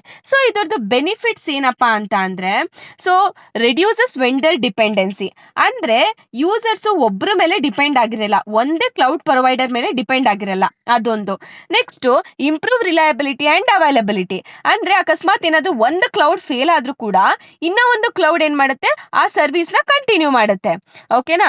Next better utilisation of resources, ಅಂದ್ರೆ ಇವಾಗ ಎಷ್ಟೊಂದು ಅನ್ಯೂಸ್ ರಿಸೋರ್ಸಸ್ ಇರುತ್ತೆ, ಅದನ್ನ ಎಫಿಷಿಯಂಟ್ ಆಗಿ ಶೇರ್ ಮಾಡೋದನ್ನ ಬೆಟರ್ ರಿಸೋರ್ಸ್ ಯುಟಿಲೈಸೇಷನ್ ಅಂತ ಹೇಳ್ತೀವಿ. Next provides flexibility and scalability. Okay, resources can expand easily across the clouds. Okay, next one, the challenges. So difficult to manage resources across the multiple clouds. ಅಂದ್ರೆ ಇವಾಗ multiple clouds involvement ಆಗಿರೋದ್ರಿಂದ ಇದ್ರ ಮಧ್ಯೆ resource sharing ಇರುತ್ತಲ್ವಾ, resource ನ share ಮಾಡೋದಿರುತ್ತಲ್ಲ, ಇದು ಸ್ವಲ್ಪ difficult. Okay, in security and privacy concerns, ಇವಾಗ ಡೇಟಾ ಒಂದ್ ಕ್ಲೌಡ್ ಪ್ರೊವೈಡರ್ ಇಂದ ಇನ್ನೊಂದು ಕ್ಲೌಡ್ ಪ್ರೊವೈಡರ್ ಗೆ ಹೋಗೋದ್ರಿಂದ ಸೊ ಡೇಟಾ ಏನಾಗುತ್ತೆ, ಲೀಕ್ ಆಗುವಂತ ಚಾನ್ಸಸ್ ಅಥವಾ ಲೂಸ್ ಆಗುವಂತ ಚಾನ್ಸಸ್ ಇರುತ್ತೆ. Okay, next managing agreement between the users and the providers is complex. So ಒಟ್ನಲ್ಲಿ ಏನ್ ಹೇಳ್ತಿದ್ದಾರೆ, SLA ಅಂದ್ರೆ ಇವಾಗ ಸರ್ವಿಸ್ ಲೆವೆಲ್ ಅಗ್ರಿಮೆಂಟ್ ಏನಿದೆ, ಸೊ ಏನ್ ಮಾಡುತ್ತೆ, ಇದರಲ್ಲಿ ಎಲ್ಲ ಕಸ್ಟಮರ್ಸ್ ಇನ್ವಾಲ್ವ್ ಆಗಿರ್ತಾರೆ ಮತ್ತೆ ಪ್ರೊವೈಡರ್ಸ್ ಇನ್ವಾಲ್ವ್ ಆಗಿರ್ತಾರೆ. ಸೊ ಇದು ಸ್ವಲ್ಪ ಡಿಫಿಕಲ್ಟು ಅಂತ ಹೇಳ್ತಿದ್ದಾರೆ, ಸ್ವಲ್ಪ ಕಾಂಪ್ಲೆಕ್ಸ್. ಓಕೆನಾ, ಈ ತರ ಅಗ್ರಿಮೆಂಟ್ಸ್ ನ ಮೇಂಟೈನ್ ಮಾಡೋದು ಕಾಂಪ್ಲೆಕ್ಸ್. ಓಕೆ, ಆಮೇಲೆ VM migration and compatibility issues, ಅಂದ್ರೆ ಇವಾಗ ವರ್ಚುವಲ್ ಮಷೀನ್ ನ ನಾವೇನ್ ಮಾಡ್ತೀವಿ, ಡಿಫ್ರೆಂಟ್ ಕ್ಲೌಡ್ಸ್ ಗಳ ಮಧ್ಯೆ ಮೈಗ್ರೇಟ್ ಮಾಡ್ತಿರ್ತೀವಿ. ಓಕೆ, ಇದು ಯಾವಾಗ್ಲೂ ಈ ತರ ಮಾಡೋದು ಈಸಿ ಅಲ್ಲ. ಓಕೆನಾ, so that is one challenge. Okay, next one is explain the basic components and the design consideration of the modern data centers. Okay, ಇಲ್ಲಿ ನಾವು modern data centers contain large number of servers, storage devices, networking system and virtualization technology to support cloud computing environment efficiently. Modern data centers ಅಲ್ಲಿ ಏನೇನಿರುತ್ತೆ ಅಂದ್ರೆ large number of servers ಇರುತ್ತೆ, storage devices ಇರುತ್ತೆ, ಮತ್ತೆ networking system ಮತ್ತೆ virtualisation technology ಕೂಡ ಇದು support ಮಾಡುತ್ತೆ. Okay, ಏನಪ್ಪ ಬೇಸಿಕ್ ಕಾಂಪೋನೆಂಟ್ಸ್ ಅಂತ ಅಂದ್ರೆ first one is server cluster. ಏನಿದು ಸರ್ವರ್ ಕ್ಲಸ್ಟರ್ ಅಂತ ಅಂದ್ರೆ ಇದು ಮೇನ್ ಕಾಂಪೋನೆಂಟ್ ಅಂತಾನೆ ಹೇಳ್ಬೋದು ಈ ಒಂದು ಮಾಡರ್ನ್ ಡೇಟಾ ಸೆಂಟರ್ ಅಲ್ಲಿ. ಓಕೆ, ಸೊ ಇದೇನ್ ಮಾಡುತ್ತೆ, ಕಂಪ್ಯೂಟ್ ನೋಡ್ಸ್ ಏನ್ ಎಕ್ಸಿಕ್ಯೂಟ್ ಮಾಡುತ್ತೆ ಅಂದ್ರೆ ಯೂಸರ್ ಟಾಸ್ಕ್ ನ ಎಕ್ಸಿಕ್ಯೂಟ್ ಮಾಡುತ್ತೆ. ಕಂಟ್ರೋಲ್ ನೋಡ್ಸ್ ಏನ್ ಮಾಡುತ್ತೆ, ಮ್ಯಾನೇಜ್ ಮಾಡುತ್ತೆ ಮತ್ತೆ ಮಾನಿಟರ್ ಮಾಡುತ್ತೆ. ಓಕೆನಾ, ಕ್ಲೌಡ್ ಆಪರೇಷನ್ಸ್ ನ. Next one is storage system. Storage system ಅಂದ್ರೆ ಈ modern data centres use distributed storage system for storing the large volumes of data and supporting the cloud applications. ಅಂದ್ರೆ ಈ ಮಾಡರ್ನ್ ಡೇಟಾ ಸೆಂಟರ್ಸ್ ಏನಿರುತ್ತೆ ಏನ್ storage system use ಮಾಡ್ತಿದೆ, distributed storage system use ಮಾಡ್ತಿದೆ. ಏನಕ್ಕೆ, large storage volumes, large ಡೇಟಾನ store ಮಾಡೋದಕ್ಕೆ. ಓಕೆನಾ. Next network infrastructure. Network infrastructure ಅಂದ್ರೆ networking devices and communication connect the servers, storage units and the cloud users through the internet and intranet networks. So ಈ networking devices ಮತ್ತೆ communication links ಏನ್ ಮಾಡ್ತಿದೆ ಅಂದ್ರೆ servers ನ connect ಮಾಡೋದು, storage units ನ connect ಮಾಡೋದು ಮತ್ತೆ ಯೂಸರ್ಸ್ ನ ಕನೆಕ್ಟ್ ಮಾಡೋದು. ಹೆಂಗ್ ಕನೆಕ್ಟ್ ಮಾಡುತ್ತೆ, ಥ್ರೂ ದ ಇಂಟರ್ನೆಟ್, ಓಕೆ, ಅಥವಾ intranet. Then next one is virtualisation technology. Virtualisation technology ಅಂತ ಅಂದ್ರೆ ಈ ವರ್ಚುವಲೈಸೇಷನ್ ಸಾಫ್ಟ್ವೇರ್ ಏನ್ ಮಾಡುತ್ತೆ, ಮಲ್ಟಿಪಲ್ ವರ್ಚುವಲ್ ಮಷಿನ್ಸ್ ನ ಕ್ರಿಯೇಟ್ ಮಾಡುತ್ತೆ. ಇದರಿಂದ ಏನಾಗುತ್ತೆ, ಎಫಿಷಿಯಂಟ್ ಶೇರಿಂಗ್ ಮತ್ತೆ ಹಾರ್ಡ್ವೇರ್ ರಿಸೋರ್ಸಸ್ ಕೂಡ ಎಫಿಷಿಯಂಟ್ ಆಗಿ ಯೂಸೇಜ್ ಆಗುತ್ತೆ.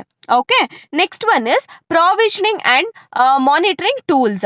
ಅಂದ್ರೆ these tools manages and distribute the computing resources such as server, storage and software dynamically according to the user needs. So user needs ಪ್ರಕಾರ ರಿಸೋರ್ಸಸ್ ಎಲ್ಲ ಶೇರ್ ಆಗೋದು. ಓಕೆನಾ, ತುಂಬಾ ಸತಿ ನಾನು ಡೈನಮಿಕ್ ರಿಸೋರ್ಸ್ ಅಲೋಕೇಶನ್ ಹೇಳಿದ್ದೀನಿ. ಸೊ ಅದೇ ಡೆಫಿನೇಷನ್ ನ ಬರೀರಿ. Okay, security systems. Security system ಏನಂದ್ರೆ security mechanisms like firewalls, storage area network ಏನ್ ಪ್ರೊಟೆಕ್ಟ್ ಮಾಡುತ್ತೆ, ಕ್ಲೌಡ್ ಪ್ಲಾಟ್ಫಾರ್ಮ್ಸ್ ಮತ್ತೆ ಯೂಸರ್ ಇನ್ಫಾರ್ಮೇಶನ್ ನ ಪ್ರೊಟೆಕ್ಟ್ ಮಾಡುತ್ತೆ. ಯಾರಿಂದ ಪ್ರೊಟೆಕ್ಟ್ ಮಾಡುತ್ತೆ, ಅನ್ಆಥರೈಸ್ಡ್ ಯೂಸರ್ಸ್ ಅಥವಾ ಅನ್ಆಥರೈಸ್ಡ್ ಆಕ್ಸೆಸ್ ಗಳಿಂದ. ಸೊ ಏನ್ ಮಾಡುತ್ತೆ, ಕ್ಲೌಡ್ ಪ್ಲಾಟ್ಫಾರ್ಮ್ ಮತ್ತೆ ಯೂಸರ್ ಇನ್ಫಾರ್ಮೇಶನ್ ನ ಪ್ರೊಟೆಕ್ಟ್ ಮಾಡುತ್ತೆ. ಓಕೆನಾ. Next one is power and cooling system. So ಈ ಕೂಲಿಂಗ್ ಸಿಸ್ಟಮ್ ಏನ್ ಮಾಡುತ್ತೆ ಅಂದ್ರೆ ಇವಾಗ ಡೇಟಾ ಸೆಂಟರ್ಸ್ ಗಳಲ್ಲಿ ಸರ್ವರ್ ಎಲ್ಲ ಹೀಟ್ ಅಪ್ ಆಗ್ತಿರುತ್ತೆ ಅಲ್ವಾ. ಈ ಕೂಲಿಂಗ್ ಸಿಸ್ಟಮ್ ಏನ್ ಮಾಡುತ್ತೆ, ಸರ್ವರ್ಸ್ ನ ಕೂಲ್ ಮಾಡುತ್ತೆ. ಓಕೆನಾ. ಯಾವ್ಯಾವ ಕಾಂಪೋನೆಂಟ್ಸ್ ಗಳಿರುತ್ತೆ, ರೇಸ್ಡ್ ಫ್ಲೋರ್ಸ್, CRAC ಯೂನಿಟ್ಸ್ ಇರುತ್ತೆ, ಮತ್ತೆ hot AISTE and cold agile management ಎಲ್ಲ ಇರುತ್ತೆ. Okay, next one is design consideration. ಏನಿದು ಡಿಸೈನ್ ಕನ್ಸಿಡರೇಷನ್ ಅಂತ ಅಂದ್ರೆ first one is scalability. So the data centre should support the growth from thousands to millions of servers and users.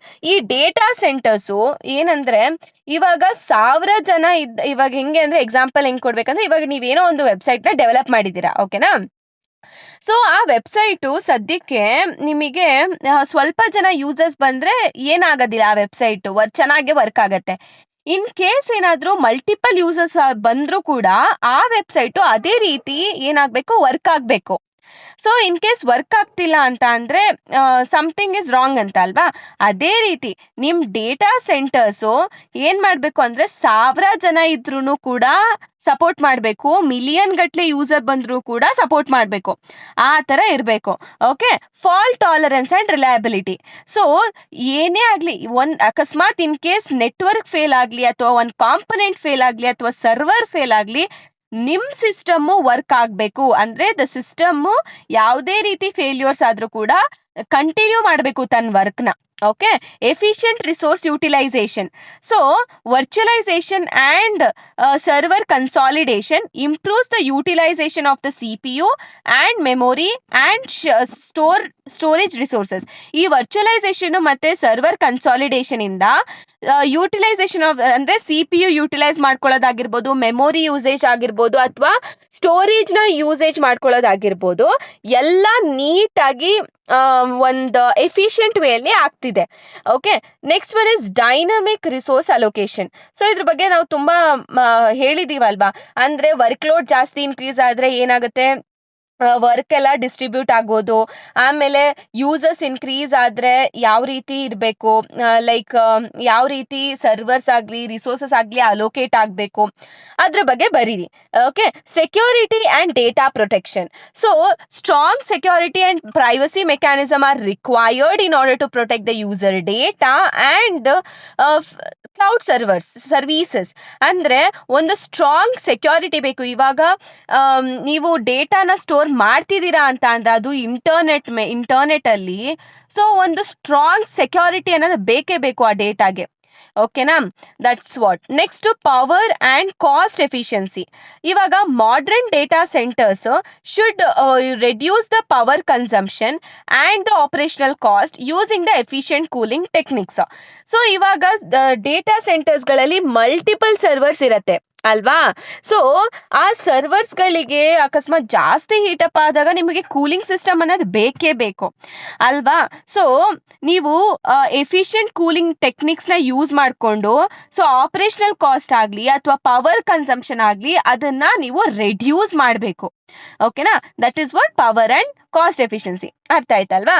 So next one ಬಂದ್ಬಿಟ್ಟು you have to compare the public cloud platforms. ನಾನು ಹೇಳಿದೆ ಅಲ್ವಾ, public cloud platforms ಅಂದ್ರೂ GAE, AWS, Microsoft Azure ಬಗ್ಗೆ ಬರೀಬೇಕು.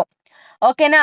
So ಇದ್ರ ಮೇಲೆ questions differences ಆದರೂ ಕೇಳ್ಬೋದು, 2 ಬಗ್ಗೆ ಆದರೂ ಬರೀರಿ ಅಂತ ಕೇಳ್ಬೋದು, ಅಥವಾ 3 ಬಗ್ಗೆ ಆದರೂ ಬರೀರಿ ಅಂತ ಕೇಳ್ಬೋದು, ಒಂದೊಂದ್ರ ಬಗ್ಗೆನೂ ಸೆಪ್ರೇಟಾಗಿ ಕೇಳೋ ಅಂಥ ಚಾನ್ಸಸ್ ಇದೆ.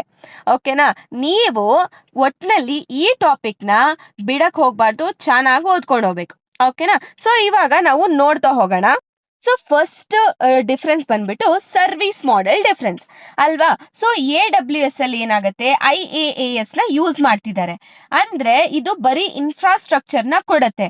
ಅಂದ್ರೆ ವರ್ಚುವಲ್ ಮಷೀನ್ಸು, ಸ್ಟೋರೇಜು, ನೆಟ್ವರ್ಕಿಂಗು ಇದನ್ನ ಮಾತ್ರ AWS ಪ್ರೊವೈಡ್ ಮಾಡುತ್ತೆ. ನೆಕ್ಸ್ಟ್ ಅಜೂರ್ ಅಲ್ಲಿ ಏನಾಗ್ತಿದೆ, IaaS ಮತ್ತೆ PaaS. ಅಂದ್ರೆ ಇಲ್ಲಿ ಅಜೂರು ಎರಡನ್ನೂ ಪ್ರೊವೈಡ್ ಮಾಡುತ್ತೆ, ಇನ್ಫ್ರಾಸ್ಟ್ರಕ್ಚರು ಪ್ರೊವೈಡ್ ಮಾಡುತ್ತೆ ಮತ್ತೆ ಡೆವಲಪ್ಮೆಂಟ್ ಪ್ಲಾಟ್ಫಾರ್ಮ್ ಕೂಡ ಪ್ರೊವೈಡ್ ಮಾಡುತ್ತೆ ಅಜೂರು.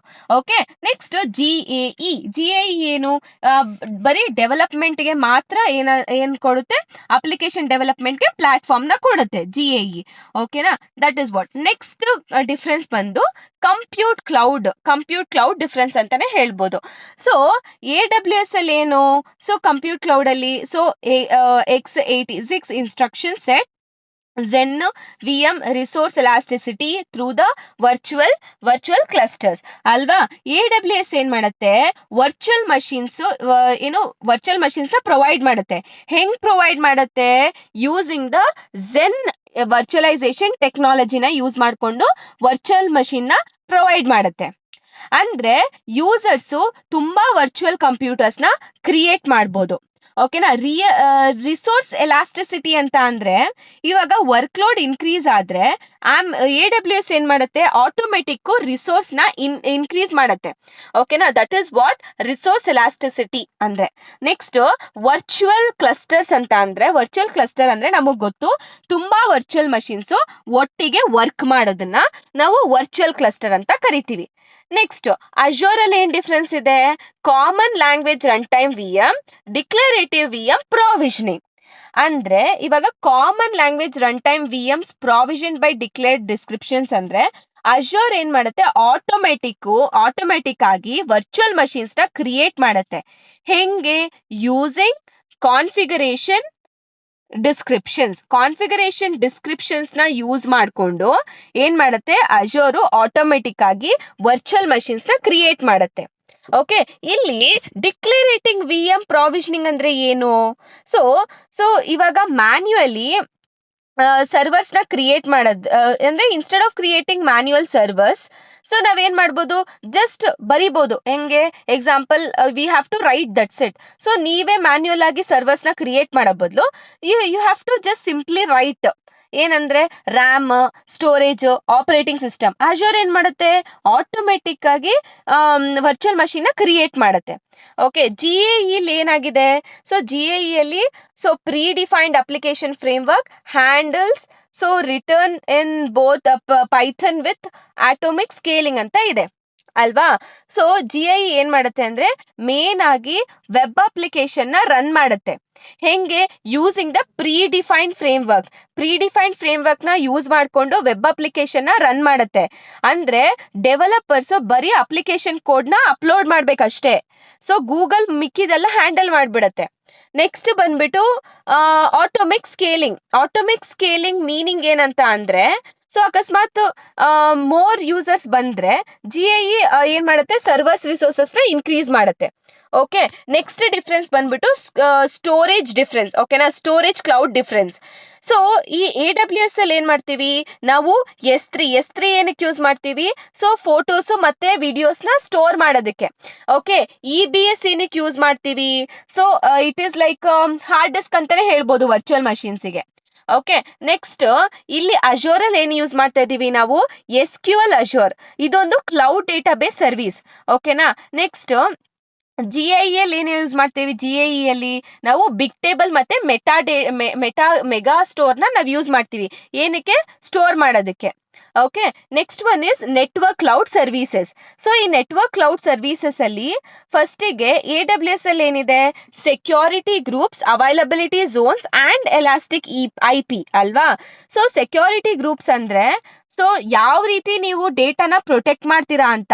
ಸೊ ಇವಾಗ ಫೈರ್ ವಾಲ್ ರೂಲ್ಸ್ ಆಗಿರ್ಬೋದು. ಏನಕ್ಕೆ ಅದು ಫೈರ್ ವಾಲ್ಸ್ ಏನಕ್ಕೆ ಯೂಸ್ ಮಾಡ್ತಾರೆ? ಮೇನ್ ಆಗಿ ಪ್ರೊಟೆಕ್ಷನ್ಗೆ. ಓಕೆನಾ. ಆಮೇಲೆ ಅವೈಲಬಿಲಿಟಿ ಝೋನ್ಸ್ ಅಂದ್ರೆ so different data centres different locations ಅಲ್ಲಿ ಇರುತ್ತೆ.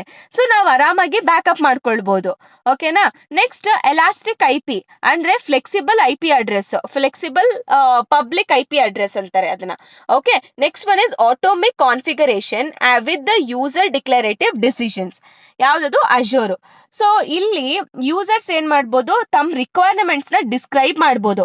ಅಜೋರ್ ಏನ್ ಮಾಡುತ್ತೆ? ಆಟೋಮೆಟಿಕ್ ಆಗಿ ನೆಟ್ವರ್ಕ್ ಸೆಟ್ಟಿಂಗ್ಸ್ ನ ಕಾನ್ಫಿಗರ್ ಮಾಡುತ್ತೆ. ಓಕೆ, GIE ಅಲ್ಲಿ ಏನಾಗುತ್ತೆ? GIE ಏನ್ ಮಾಡುತ್ತೆ ಅಂದ್ರೆ it will actually follow the predefined web application develop ಮಾಡೋದಕ್ಕೆ ಪ್ರೀಡಿಫೈನ್ಡ್ ಫ್ರೇಮ್ ವರ್ಕ್ ನ ಯೂಸ್ ಮಾಡುತ್ತೆ ಅಂತ ಹೇಳ್ದೆ. ಅದ್ರಲ್ಲಿ 3 ಟೈರ್ ಅಂತ ಇದೆ. ಅಂದ್ರೆ 3 ಟೈರ್ ಅಂದ್ರೆ ಇದರಲ್ಲಿ ಪ್ರೆಸೆಂಟೇಷನ್ ಲೇಯರ್ ಅಂದ್ರೆ ಅದು ಯೂಸರ್ ಇಂಟರ್ಫೇಸಿಗೆ, ಅಪ್ಲಿಕೇಶನ್ ಲೇಯರ್ ಬಂದು ಪ್ರೊಸೆಸಿಂಗಿಗೆ, ಆಮೇಲೆ ಡೇಟಾಬೇಸ್ ಲೇಯರ್ ಬಂದು ಸ್ಟೋರೇಜ್ಗೆ. ಓಕೆನಾ. ನೆಕ್ಸ್ಟ್ ಒನ್ ಬಂದ್ಬಿಟ್ಟು ಪ್ರೋಗ್ರಾಮಿಂಗ್ ಸಪೋರ್ಟ್. ಯಾವ ಪ್ರೋಗ್ರಾಮ್ಸ್ ನ ಸಪೋರ್ಟ್ ಮಾಡತ್ತೆ ಅಂತ. ಓಕೆನಾ. ಸೊ ಇದರಲ್ಲಿ ಯಾವ್ದಿದು AWS ಅಲ್ಲಿ ಯಾವ ಪ್ರೋಗ್ರಾಮ್ ಸಪೋರ್ಟ್ ಮಾಡುತ್ತೆ? ಇಟ್ ವಿಲ್ AMI ಸಪೋರ್ಟ್, ಮತ್ತೆ ಇದರಲ್ಲಿ .NET ಫ್ರೇಮ್ ವರ್ಕ್, ಇದರಲ್ಲಿ ಪೈಥನ್ ಸಪೋರ್ಟ್ ಮಾಡುತ್ತೆ. ಸ್ಕೇಲಬಿಲಿಟಿ ಅಂತ ಅಂದ್ರೆ ಇವಾಗ AWS ಇನ್ಕ್ರೀಸ್ ಮಾಡುತ್ತೆ ರಿಸೋರ್ಸಸ್ ನ using the virtual cluster. So Azure ಏನ್ ಮಾಡುತ್ತೆ? ಅಜೋರು ಕೂಡ Azure automatically creates a virtual machine whenever it is needed. Okay, GIE ಏನ್ ಮಾಡುತ್ತೆ? Automatically increases or decreases the resources based on the users. So automatic scaling. Okay, security. So security difference ಏನು? So PKI ಅಂದ್ರೆ public key infrastructure for the authentication. VPN ಅಂದ್ರೆ private network, secure private network. So isolated zone ಅಂತ ಅಂದ್ರೆ failure in one zone do not affect the other zone. Okay, next one ಬಂದ್ಬಿಟ್ಟು Azure ಬಂದು rule based access, replicated data. Rule based access ಅಂದ್ರೆ ಇದು security rules ಡೇಟಾನ access ಮಾಡೋದಕ್ಕೆ. So ರೆಪ್ಲಿಕೇಟೆಡ್ data ಅಂದ್ರೆ so safe ಆಗಿ store ಮಾಡಿರುತ್ತೆ ಏನು ನಿಮ್ ಕಾಪಿ ಆಫ್ ಡೇಟಾನ. GIE ಅಲ್ಲಿ ಏನಾಗುತ್ತೆ ಅಂತ ಅಂದ್ರೆ ಚಬಿ ಲಾಕ್ ಸರ್ವಿಸಸ್ ಅಂದ್ರೆ ಗೂಗಲ್ ಏನ್ ಯೂಸ್ ಮಾಡುತ್ತೆ? ಸ್ಪೆಷಲ್ ಲಾಕಿಂಗ್ ಸರ್ವಿಸಸ್ ನ ಯೂಸ್ ಮಾಡುತ್ತೆ. ಏನಕ್ಕೆ ಅಂದ್ರೆ ಕೋಆರ್ಡಿನೇಟ್ ಮಾಡೋದಕ್ಕೆ, ಯಾವ್ದ್ರ ಜೊತೆ? ಡಿಸ್ಟ್ರಿಬ್ಯೂಟೆಡ್ ಸಿಸ್ಟಮ್ ಜೊತೆ. ಅರ್ಥ ಆಯ್ತಲ್ವಾ? So these are the differences. So this was about module 3. So ನಿಮ್ಗೆ ಏನಾದರೂ ಡೌಟ್ಸ್ ಇದ್ರೆ ಕಮೆಂಟ್ ಬಾಕ್ಸಲ್ಲಿ ಕಮೆಂಟ್ ಮಾಡಿ, ನಾನು ಅಲ್ಲೇ ರಿಪ್ಲೈ ಮಾಡ್ತೀನಿ. ಸೊ ಇಷ್ಟೇ ಗೈಸ್, ಇಷ್ಟನ್ನ ಆರಾಮಾಗಿ ಓದ್ಕೊಂಡು ಹೋಗಿ. ಇದರಲ್ಲಿ ಮೋಸ್ಟ್ ಇಂಪಾರ್ಟೆಂಟ್ ಅಂತ ಅಂದ್ರೆ ಫಸ್ಟ್ ಕ್ವೆಶನ್ ಏನು? IAS PAS ಇತ್ತಲ್ವಾ, ಆ ಕ್ವೆಶನ್. ಆಮೇಲೆ ಇದಿದೆಯಲ್ವಾ AWS, ಮೈಕ್ರೋಸಾಫ್ಟ್ ಅಜೋರ್, GIE ಇದು. So these are very important question. ಮತ್ತೆ ಕ್ವೆಶನ್ ನ ಸ್ಕಿಪ್ ಮಾಡಬೇಡಿ, ಸೆಲೆಕ್ಟಿವ್ ಆಗಿ ಓದ್ಬೇಡಿ. ಸೊ ಎಲ್ಲ ಓದ್ಕೊಂಡು ಹೋಗಿ, ಯಾಕಂದ್ರೆ CC ಅದೇ ತರನೇ ಇರೋದು. ಕ್ವೆಶನ್ ಪೇಪರ್ ನೀವು ನೋಡಿದ್ರೆ ಏನಂತಿರೋ ನನಗೆ ಗೊತ್ತಿಲ್ಲ. ಒಂದ್ ಕ್ವೆಶನ್ ಪೇಪರ್ಗೆ ಇನ್ನೊಂದು ಕ್ವೆಶನ್ ಪೇಪರ್ಗೆ ಲಿಂಕೇ ಇಲ್ಲ. ಸೊ ರಿಪಿಟೇಷನ್ ಅನ್ನೋದು ತುಂಬಾನೇ ಕಡಿಮೆ. ಓಕೆನಾ. ಸೊ ಏನ್ ಕ್ವೆಶನ್ಸ್ ಕೊಟ್ಟಿದ್ದೀನಿ ಅದನ್ನ ಎಲ್ಲ ಓದ್ಕೊಂಡು ಹೋಗಿ, ಎಕ್ಸಾಮ್ ಮಾತ್ರ ಚೆನ್ನಾಗಾಗತ್ತೆ. ಇನ್ ಕೇಸ್ ನಾನು ಕೊಟ್ಟಿರೋ ಎಲ್ಲ ಕ್ವೆಶನ್ಸ್ ನೀವು ಓದ್ಕೊಂಡು ಹೋದ್ರೆ. Okay, so thank you so much.